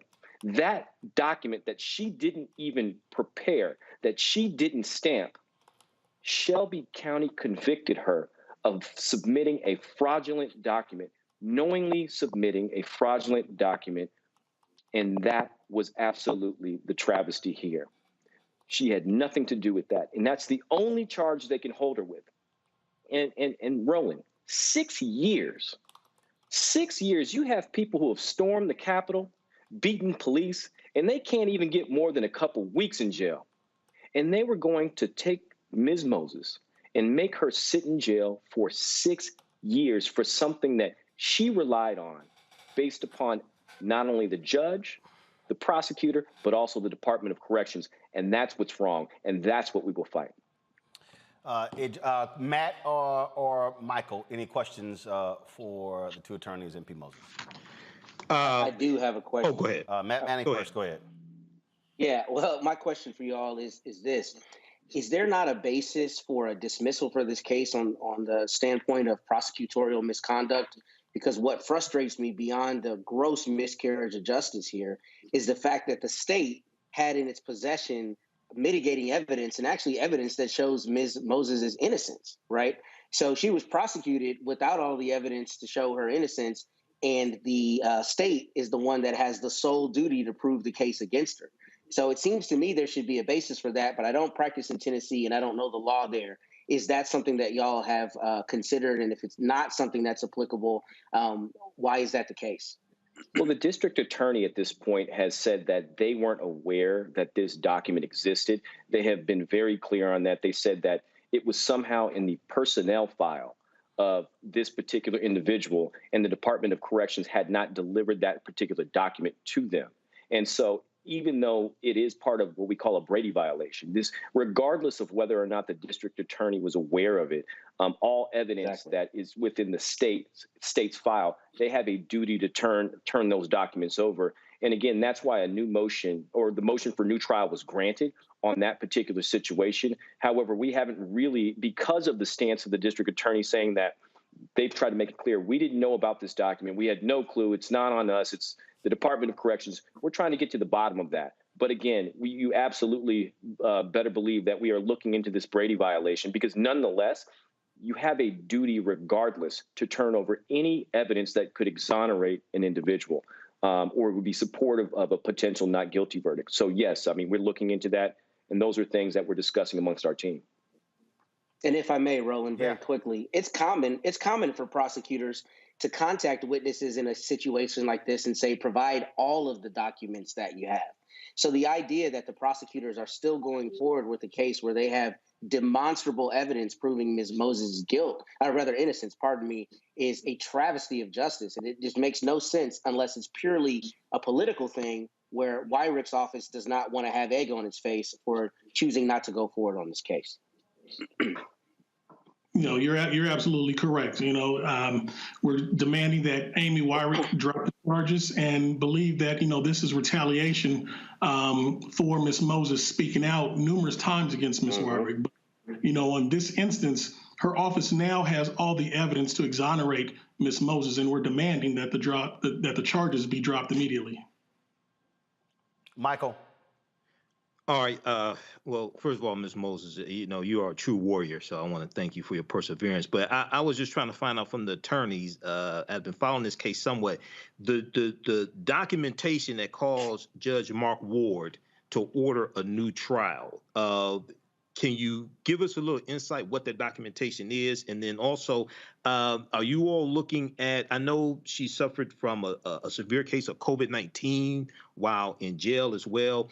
Are you all looking at a civil lawsuit once you get charges exonerated? So at the moment, what we're doing is we're just looking at all the legal options that Ms. Moses has at the moment. But what we're focused on first is actually having the cases dismissed. And so the next hearing date is April the 25th. We'll be out there. And at that time, hopefully the district attorney's office does the right thing, does not move forward with the new trial and dismisses. And at that point, we will gather with the legal team out here, Mr. Bryan and myself and others, and determine if we're going to move forward with any civil charges. And to answer your question with regard to the document that you're referring to, that was an internal, I wouldn't even call it an internal document. It was an investigation conducted by the Department of Corrections shortly, and Ms. Moses talked about it briefly. It was shortly after Ms. Moses had been given this document saying that she had the right to restore her rights. And so that document, whether it was a number of communications as well as a report, those all evidenced what exactly happened. When Ms. Moses was convicted, they convicted her on knowingly, submitting this document, given the fact that she was aware she was on felony probation, and that just wasn't accurate. The individual who testified, that supervisor, he also made, as far as I'm concerned, misrepresentations on the stand during trial, where he said Ms. Moses forced him to do X, Y, and Z. However, that document specifically stated otherwise. And that is why the judge looked at this and said, hey, you know what? I just don't believe that Ms. Moses was given a fair chance to present all the evidence available to her for a jury to determine what her thought process was when she submitted that document. And I will tell you, and Ms. Moses will most certainly tell you, she had no clue. She thought she was doing the right thing. And it really just, you guys, it's political persecution. I'm sorry. It disgusts me. It absolutely disgusts me. Well, no, go ahead. Go ahead and finish your point. Oh, no, I was just saying that Ms. Moses deserves every right available to her. And really, she's a wonderful woman. And she fights so hard for all the injustices that are happening in Tennessee and specifically Memphis. And for that, and for speaking up for Black people, this is what happened to her. And that's why we're here to fight for her. Well, I will say this here, P. Moses, the reality is, people who may not realize, and we've been covering the story, Tennessee has frankly been at war with activists. We saw how they tried to criminalize individuals who were trying to register people to vote. And same thing when it came to people protesting as well. So it's no shock that we will see the actions taken against you. And like I said, we've been covering the story of Crystal Mason, a sister who has been just put through pure hell. And they still are going after her. Because they testified, even in her case, her own probation officer, that she was not told that she could not register to vote. They didn't care. They still pursued it, sent her back to federal prison, and now trying to put her in state prison. So it's unbelievable, these actions being taken. We certainly appreciate all three of you joining us to lay out all the details of this case. Hate that you have to go through this. But this is the reality that Black people have had to face in this country in trying to keep and get the right to vote since 1619. And I just want to say this, regardless of, the situation, no one is promised tomorrow. So I don't really worry about people going after me. Look at what's going on in Ukraine and Russia. No one would have thought that last year. But people need to understand this is an election year. And the same people who are going up after me, they're up for re-election. So the people that, I see you wear the Alpha Phi Alpha shirt, your fraternity brothers, and just like my attorney's fraternity brothers who do have the right to vote, they need to stand in unison and send a message to Memphis and the rest of America that if you want to go after people when we have murder all over the city, we're going to go after your position and find someone to replace you. I agree. Oh, trust me. I have spoken extensively to the alphas, to all members of the Divine Nine about using our collective power to speak out and show folks, and show our colors and flex our political muscle. And so that's why when people say, oh, I'm not going to vote, it means nothing. Oh, trust me. Those individuals out there, they know the power of black votes, which is why they're trying to do all they can to stop us from voting. We appreciate it. Thank you so very much. We'll be following your case to the end. All right, thank you very much for having us. All right, thank you very much. All right, folks, we're going to be taking your phone calls. You can weigh in on this story as well if you want to. So give us a call. I see some of y'all are on the phone lines right now. And so the number to call is 202-890-1199, 202. Go ahead, pull the graphic up. Thank you. 202-890-1199. If you want to give us a phone call to share your thoughts about the Crown Act, about this story as well. And again, 202-890-1199. Don't forget, folks, you can also, first of all, support us in what we do. First, you're watching on YouTube and Facebook. Again, hit the like button. We should be getting 1,000 likes every single show, folks. And so I shouldn't have to be asking. It's 642. So come on, y'all got 30 minutes to find another 358. Let me thank Kerry Morant, Tommy Williams, Faye Drain, Effie Coley, James Fennell, Lanice Adams, and again, Montre Jones for giving to us during the show. Y'all can support us, folks, via Cash App, RM, $RM Unfiltered. PayPal is R Martin Unfiltered. Venmo is RM Unfiltered. Zelle is Roland at RolandSMartin.com, Roland at RolandMartinUnfiltered.com. P.O. Box 57196, Washington, D.C. 20037. I'll be right back.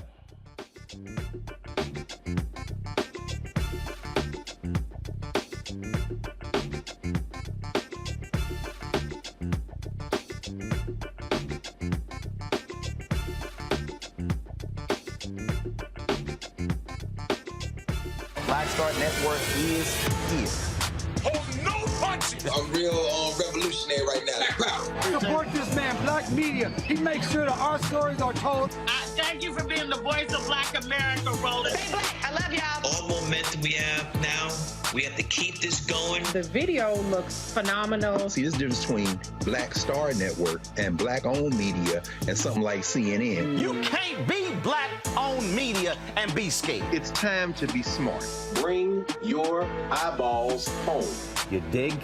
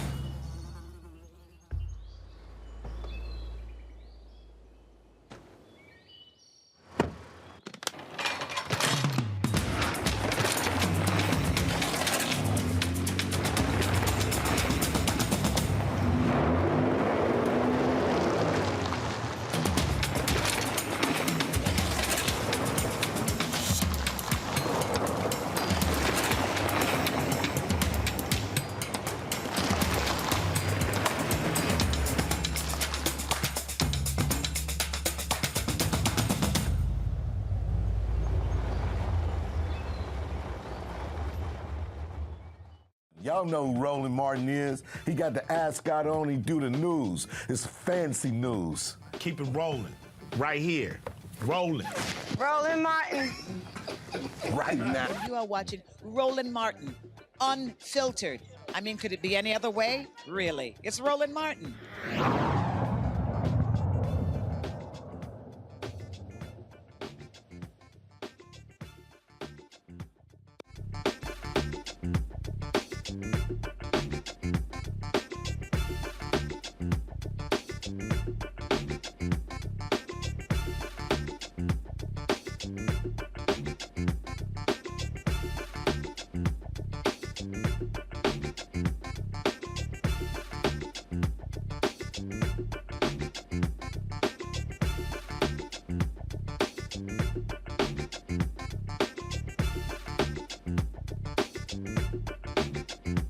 All right, folks, a federal judge has ordered the California Highway Patrol to release the video showing a Southern California man screaming, "I can't breathe," while multiple officers restrain him as they try to take a blood sample 2 years after his death. I mean, folks, this is 38-year-old Edward Bronstein was taken into custody on March 31st, 2020, following a traffic stop. The nearly 18-minute video taken by a CHP sergeant was released as evidence in Bronstein's family wrongful death lawsuit. Now, we want to warn you, the video we're about to show you is triggering and extremely hard to watch. So we're going to give you some time to turn away or get kids out of the room if you want to, before we actually show you this video. We're only going to show about 2 minutes of this particular video. And so, again, we're giving you time to step away. So let's go ahead and play the video now. You're bringing the fight to this, not us. I'm not fighting it at all. Then have a seat and provide your arm. This is your last opportunity. Otherwise, you're going face down on the mat, and we're going to keep on going.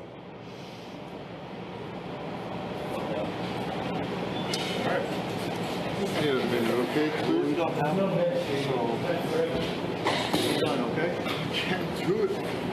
Well, we do it willingly, I suppose you. Please don't. Okay, I'll do it willingly. I'll do it willingly. I'll do it willingly. I promise. I'll do it willingly.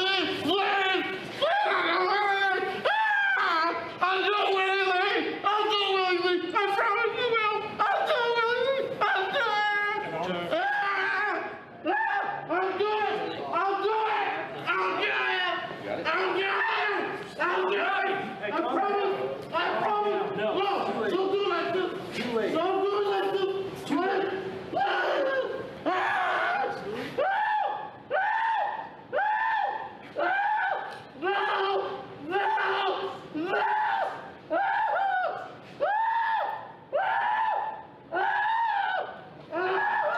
We're not even poking you yet. Nobody's doing anything. You relax.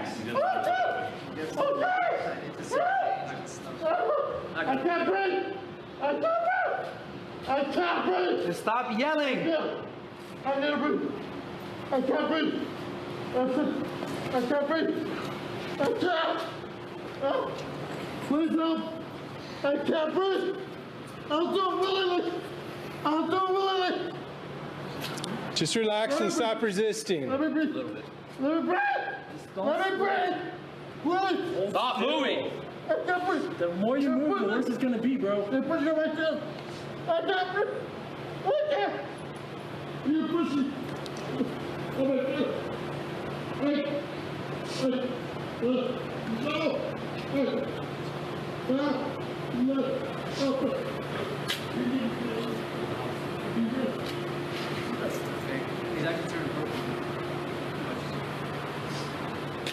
Folks, Bronstein died less than 2 months before George Floyd. Bronstein's daughter, Breonna Palomino, and her attorney, Michael Carrillo from Pasadena, California, join us right now. We're sorry there, Breonna, that we had to show that video. It has to be very difficult for you to actually see that video. What I'm not understanding, Michael, again, this is just we've done so many of these stories. What I'm not understanding is why you didn't have a cop sit there and say, "Hey guys, back off. Let's get him calm before we continue." Why did they have to draw his blood at that very moment? Well, I think we're at a loss for the answers to those questions as well. The problem here is that the person that's actually video recording the entire event was a sergeant. So he's the supervisor. He's the one that's supposed to control the situation. So wait, hold up. The person who should be directing the officers, he's videotaping, saying, that portion there, we heard nothing. Was he talking at all on the 18-minute video? Well, at the beginning of the video, you'll hear him say things like, you know, you have to comply, or if you don't give it up, we're going to keep going. He says something about we're going to keep going. That's the gentleman that's in charge of the whole scene there. That's the sergeant.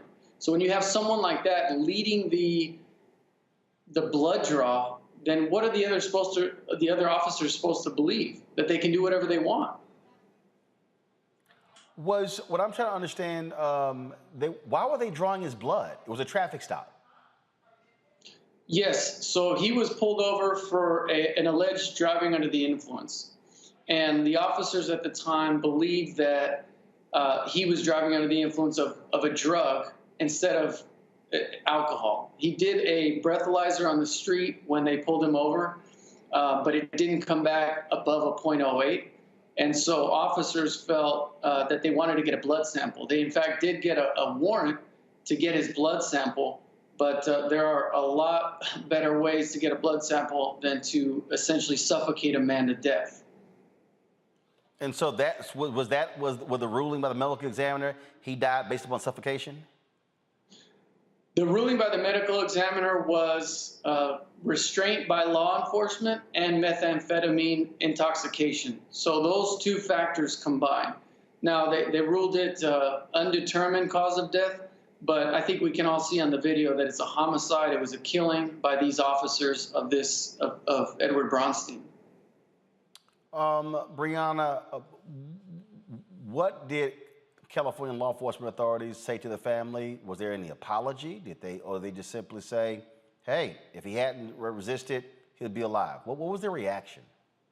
Up until now, they still have not said anything due to pending litigation.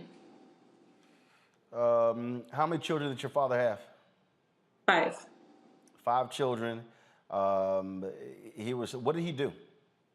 He was training to be an airplane mechanic. He had actually just finished passing all his tests, so he was pretty much set and ready to go when this happened. That is just shocking and astounding.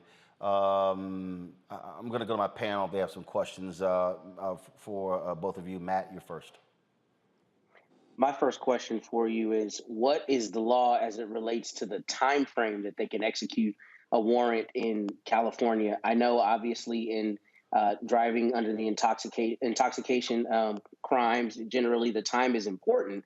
But what I've seen in my career is that if they have a subject that they don't believe they can get a blood draw from safely, they wait until they can do so. So is there any reason that it had to be executed right then? That seems to me to be the problem, because that creates, obviously, the Fourth Amendment issue we see here with the seizure being unreasonable. What is the law in that respect in California?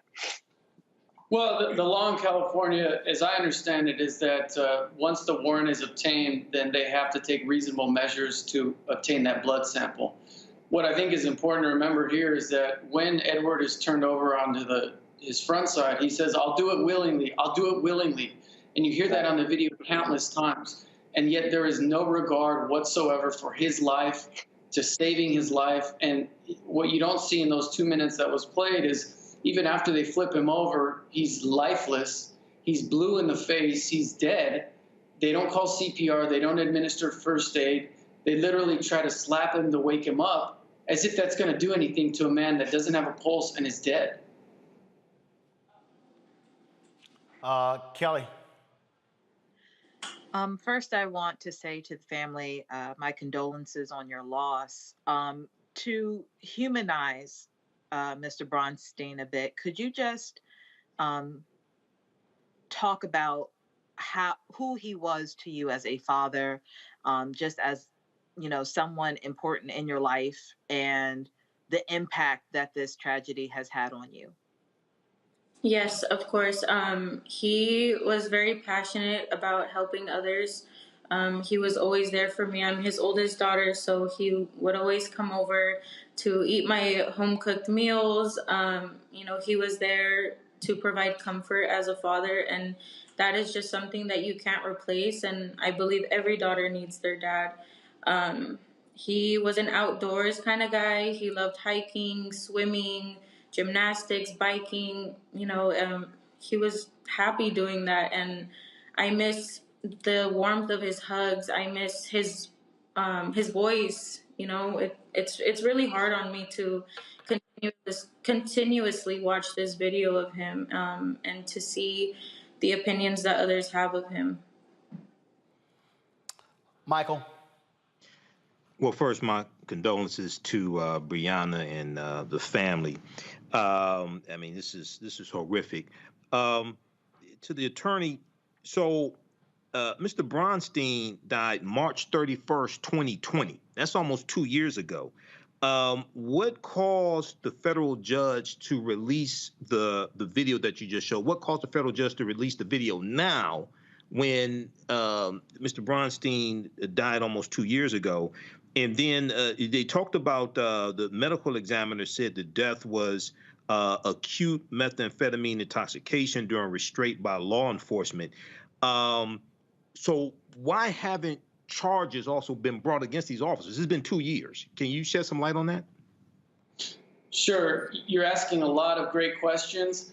The second question you have is the same question that we keep asking.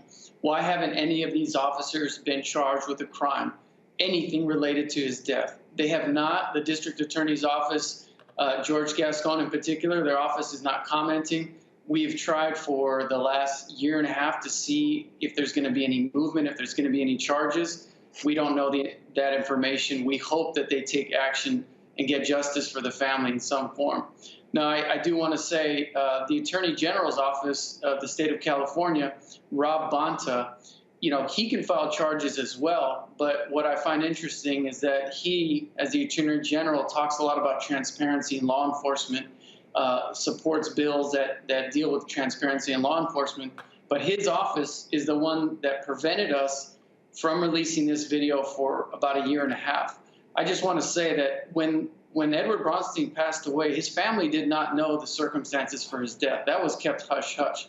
We tried for, as soon as we got the autopsy report, thankfully the coroner's report came out with a very detailed description about what they saw in the video.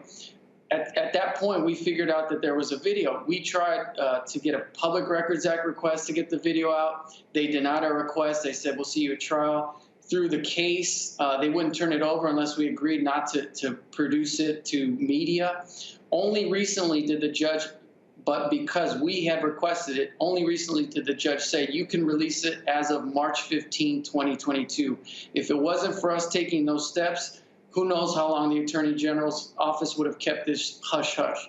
Because of how disgusting and vile it is, they even applied to the Ninth Circuit Court of Appeals to try and overturn this judge's decision. They did everything in their power not to release this video. So it took extraordinary measures and this amount of time.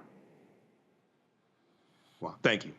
Well, again, it's just, we've done so many of these different stories, and the family that you want answers to what happened and why your loved one is not with you today as a result of these actions. Thank you so very much for joining us, sharing your story. Brianna Palomino, thank you so very much, as well as let me thank your attorney, Michael Carrillo, as well. Can I just say one thing, yes. Roland? Yes. I apologize. We're organizing protests this Thursday to support the charges being brought against these officers. We will get the information out on social media. If you can spread that to your viewers, that would be fantastic. Yep, just simply be sure to tag us at Roland S. Martin on Instagram and Twitter, and we'll be sure to share that as well. Thank you so much. All right, thank you very much. All right, folks, got to go to a break. We come back, we'll talk HBCU transformation in our Education Matters segment. Also, we take more of your phone calls, weighing in on some of the stories here. You're watching Roland Martin Unfiltered right here on the Black Star Network.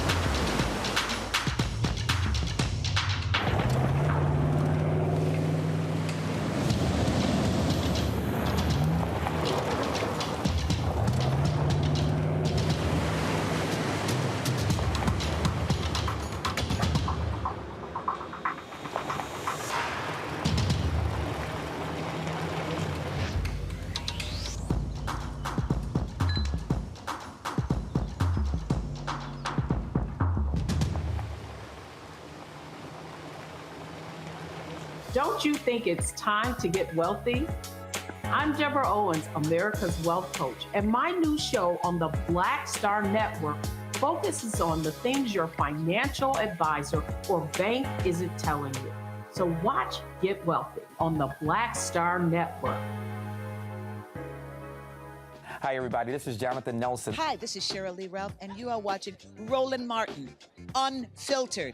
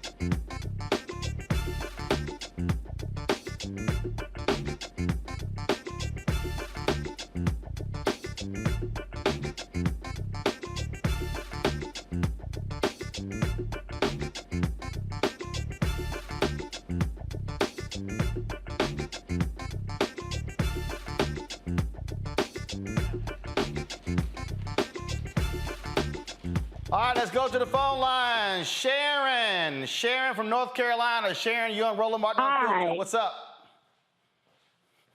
Hi, my name is Sharon. I went to St. Augustine when it was a college, and now it's the university. When I was working as an extra job at a cafeteria, I had got my hair braided.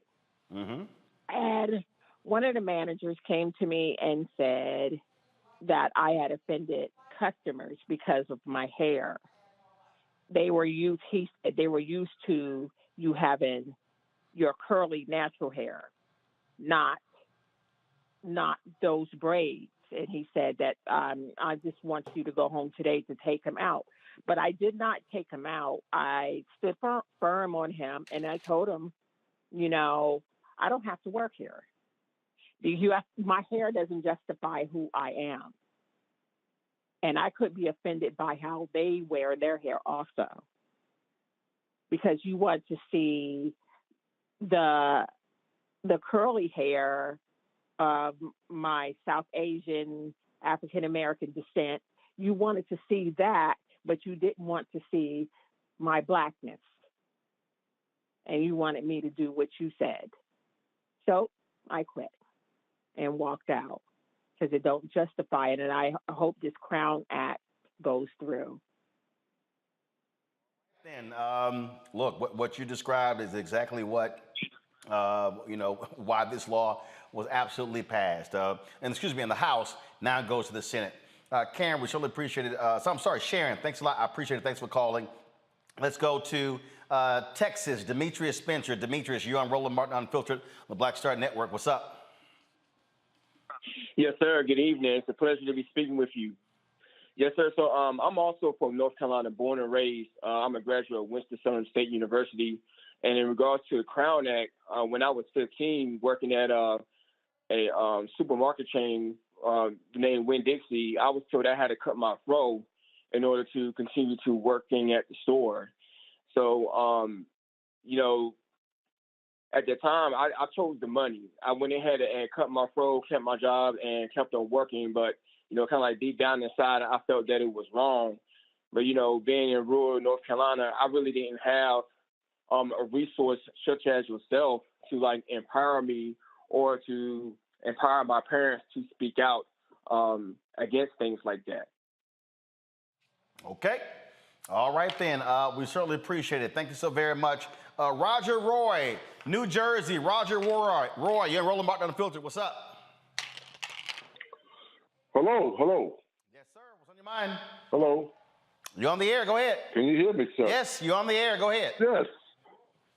This here is a reminder of Dr. Abraham K. Kendi of Boston University. His book, Stamped from the Beginning. Over 600 years ago, Europeans stamped us as all type of negative images. And it reminds me also of Dr. Michael Dyson, entertaining race. We got to entertain white folks for acceptance, which is just nonsense. And at the same time, right now, going on in Florida, there's a young student about to graduate from a high school in Florida, and they say he can't attend graduation if he don't cut his dreadlocks off. So this is ridiculous that we have to keep on proving ourselves to white society. It's just we come in so many variations. We have so many styles, but at the same time, they say they don't like us, but they copy us so much. They want to entertain like us. They want to wish they could play sports like us, and they'll go to the beach and spend $1,000 to go somewhere and get a suntan that look like us. Now, we don't have to put up with it. I don't think we got to prove ourselves to anybody at all. Okay. All right. And I appreciate you bringing this subject up. Okay, I appreciate it. Thank you so very much. All right, folks, let's now go to our Education Matter segment. HBCU folks are going to be getting some assistance with health and sustainability by improving student outcomes in retention and graduation rates, expanding enrollment, and increasing capacity building with faculty and staff. Thurgood Marshall College Fund, the United Negro College Fund, and the Partnership for Education have joined forces to launch the HBCU Transformation Project. Joining us is Ed Smith-Lewis, Vice President of the UNCF Strategic Partnerships and Institutional Programs. All right, so glad to have you on the show, Ed. So exactly what is this, all right? Transformational Project, what are you transforming? Well, first, Roland, thank you for having me, and I appreciate the Black Star Network for running this story.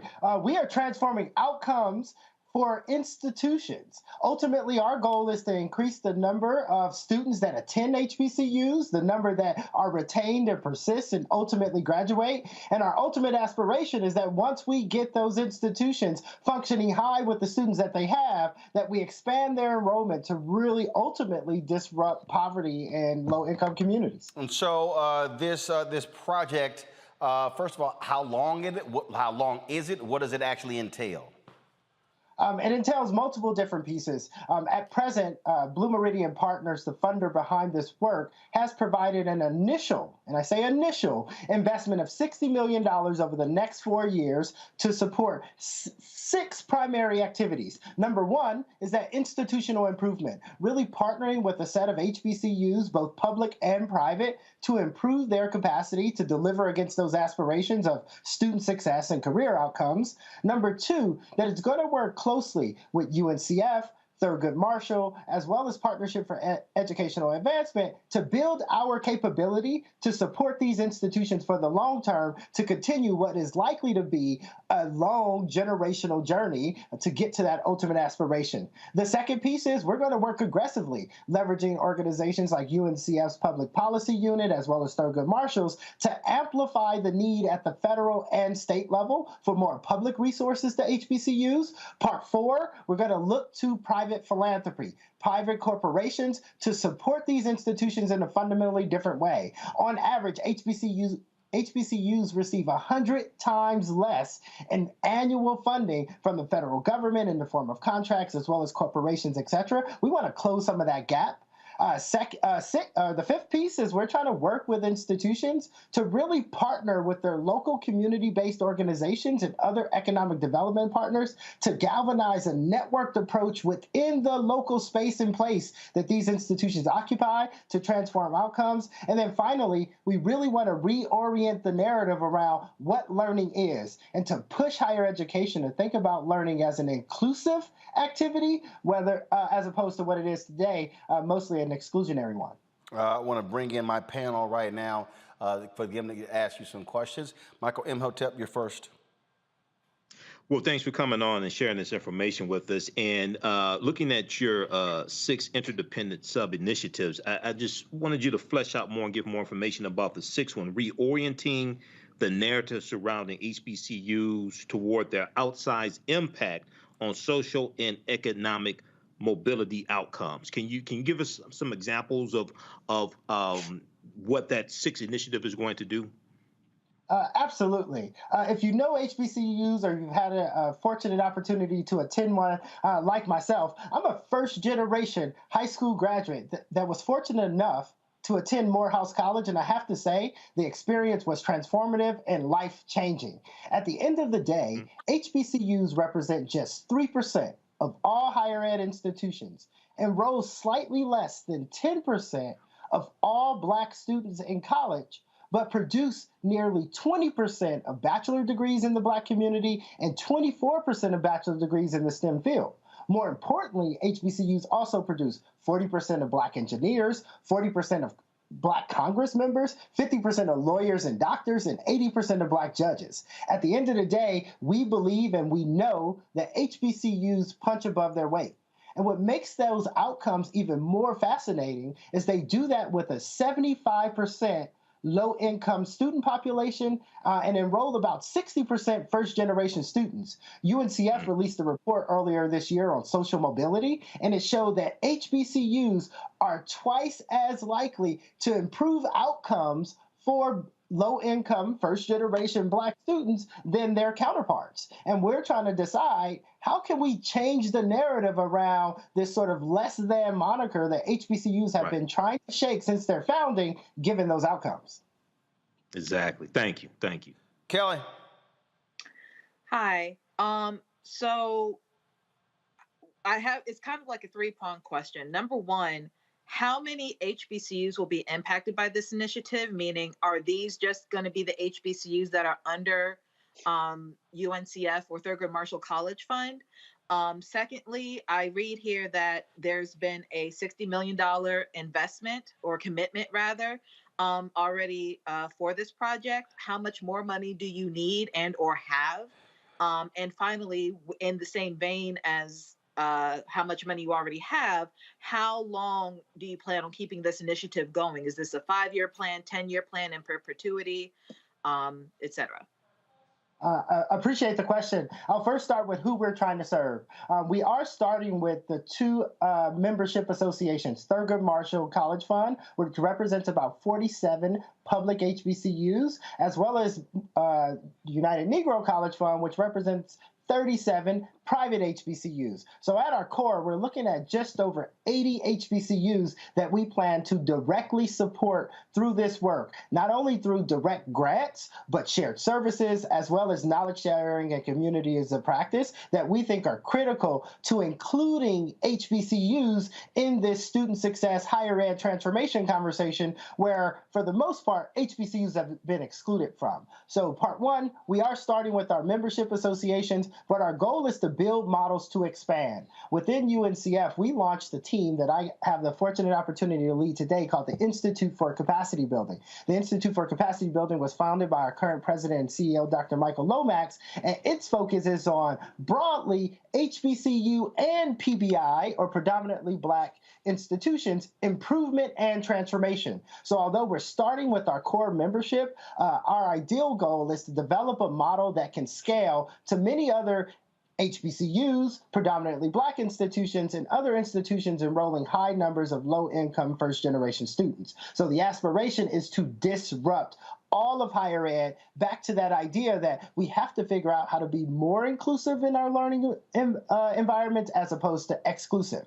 To get to your second question on the resources, the short story is HBCUs have been historically and presently underfunded. When you add up the endowments of all HBCUs, it pales in comparison. Actually, it's 10 times less than Harvard University. I want to say that again. All HBCUs endowments combined are 10 times less than Harvard University. And when you start to talk about resources that are needed and you look at the rising costs in higher education, the rising cost in higher education is a product of the commoditization of the industry. And we are trying to figure out, how do we reverse that trend? HBCUs have historically charged left of tuition, or much less than their near peers. But at the end of the day, our first generation low income students are being saddled with debt. And so we know that in order to reverse that, we have to flood HBCUs with the capital that they've historically not had and with the capital they need to catalyze that change.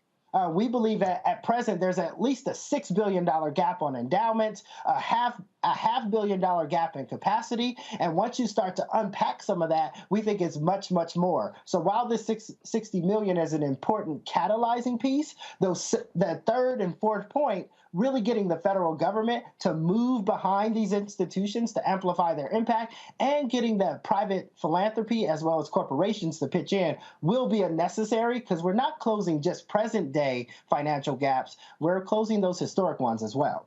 On the last piece, our North Star goal is that HBCUs become a sustainable system of institutions that are operating together. While Thurgood Marshall, UNCF, and our newest partner, Partnership for Educational Advancement, have a lot of the knowledge, resources, etc., to convene, galvanize, and provide new awareness, new capabilities into that system, our North Star is that these are thriving institutions working collectively together. And while we would love to be a partner for the long term, I think our job is to work ourselves out of business. All right, then. Matt Manning, your question? Very quick, and thank you for being here. I'm a Howard man, and I tell you that, one, because anybody who went to Howard has to tell you they went to Howard. Yeah, no kidding. And number two, because when this conversation comes up, I see it often on social media that there are often complaints about the disparity even among the HBCU contingent, meaning that some of your larger HBCUs have larger endowments and have fewer issues with sustainability. So my question is, for all our HBCU brother and sister that don't go to Howard, go to some other school, how are you going to ensure sustainability relative to their particular needs? What are the metrics internally to determine what Tougaloo needs or some other school as opposed to a school that may have a larger endowment? Well, I appreciate Tougaloo, and as a Morehouse man, I support all HBCUs. I also had a fortunate opportunity to work at Howard University, so I appreciate you, brother. The reality is, if you're not Morehouse, Spelman, Clark Atlanta, FAMU, North Carolina A&T, Howard Hampton, you're sometimes not recognized for the value you add to your community. And that really gets to that number 5 piece on developing community and regional partnerships. We know that HBCUs like Rust College in Holly Springs, Mississippi, Voorhees College in Denmark, South Carolina, they are critical drivers of economic impact within their local communities. UNCF has released now 2 landmark reports showing the economic power of our institutions within their local communities, as well as their collective impact. We have made it a focus since the beginning of this grant to serve every single member of our 2 associations. That's 84 HBCUs. I dare most people to go past 10 to 12 HBCUs that they can rattle off, because our job is to get to those institutions that typically may not have the brand recognition or the awareness by the field. And that's where we think Thurgood Marshall as well as UNCF become critical intermediaries. We fundamentally understand the diversity of our institutional set, the disparity within our institutional set, and we are working actively to galvanize that community. When I say a system of HBCUs, we know fundamentally that while one HBCU is strong, all HBCUs are stronger. And so we have metrics both on how many dollars we're providing in those spaces and places, how many institutions we're touching, and then we're ultimately looking at impact across the HBCU space as a measure of our success, which means we can't just do it with the select few. All right, then. We certainly appreciate it. Thank you so very much. Good luck with the initiative. And as I will keep telling our people, let's keep going after that money. Appreciate you, sir. All right, thanks a lot. We're going to take a couple more phone calls before we get out of here, folks. Felicia Dobson from Atlanta. Felicia, what's on your mind? Hi, Roland. Can you hear me? Yep, you're on the air. Go ahead. Okay, thank you so much for your show and educating us on a lot of things. My question for you all is regarding the Crown Act.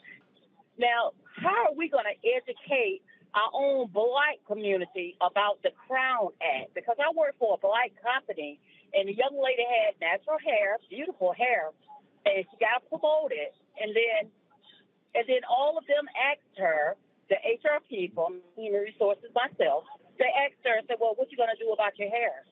So my question is, how are we going to educate our own people? Well, look, I mean, folks going to understand this gets passed. It's going to be called the law, right, Matt? Right.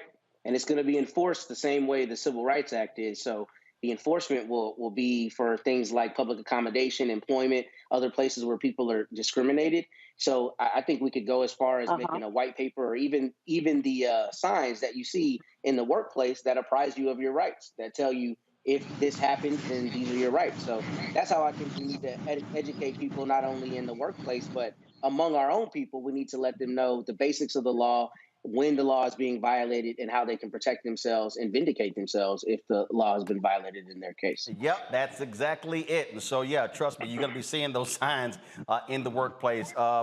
We certainly appreciate your phone call. Also, YouTube, y'all got 132 likes to get to 1,000. Y'all taking too doggone long. Hit that like button. Y'all should. Thank you. It's like a preacher in church. I shouldn't have to be asking y'all to give money. Hit that damn like button. All right, let's go to Josh Johnson, Jacksonville, Florida. Josh, what's on your mind? You're on Roland Martin Unfiltered. Josh? All right, y'all got Josh up? Josh, are you there? All right, Josh, you're not talking. Going once, going twice. Holla, Josh. Hello, how are you? Yes, hello. Hello? Yes, you're on the air. Who's this? Okay, this is Joyce Johnson. Joyce, all right. We've been waiting on you, Joyce. Come on. Okay, I actually called to share about the Crown Act, and it went back as far as, hello? Yes, you're on the air. Go ahead. Joyce, do this here. Joyce? Joyce, do this here. Turn your TV down. You're listening to that. Okay, I called to share about me back in 1968. Go ahead, share your story.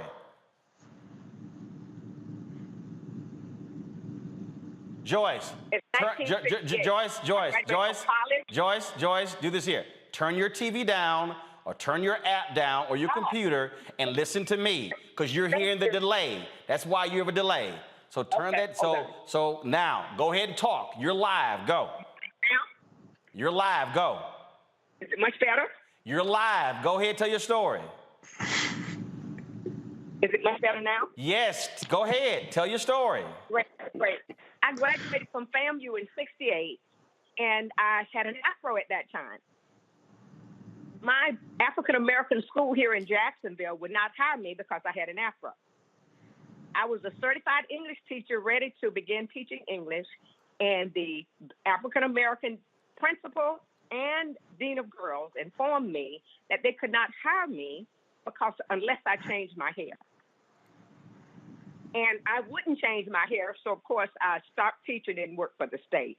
So this thing has been going on about our hair for a lifetime. It's just so sad that it's still continuing today. Well, it's no shock, because first of all, Joyce, thanks for your phone call. Look, here's what we have to understand, and this is a reality, Kelly. Black people have had to make adjustments to who we are to accommodate white folks for our entire lives. Yes.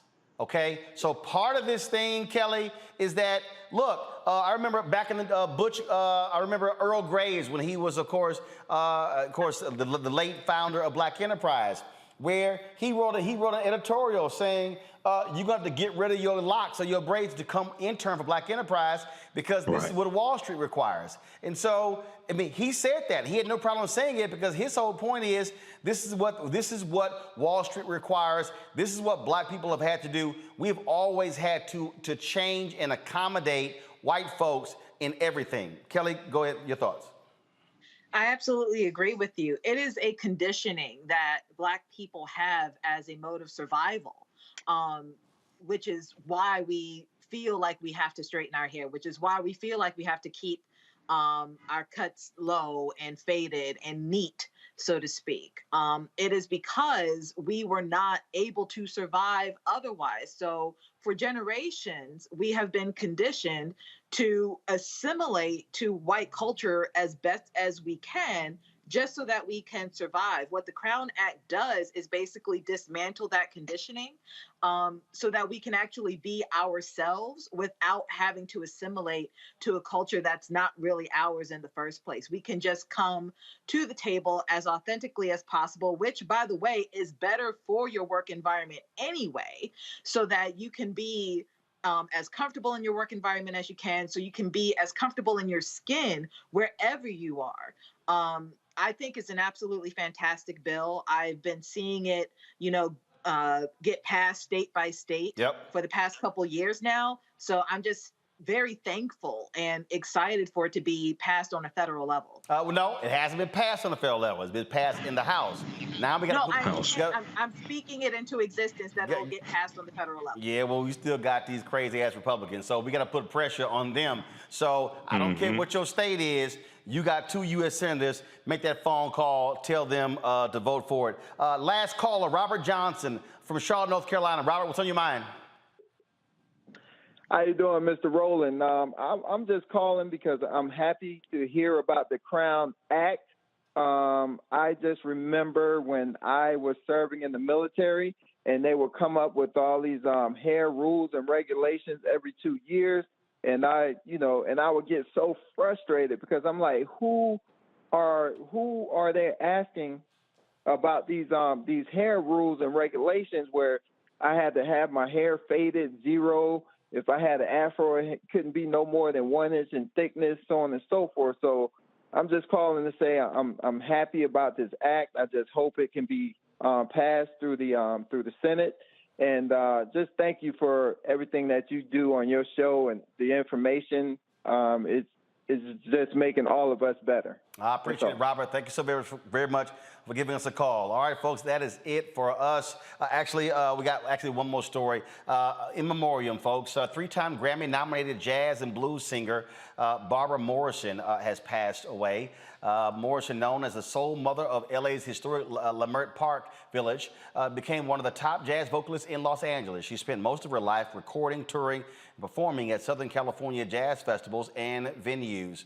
Morrison's albums include the 1996 release of I Know How to Do It and 1999's Visit Me.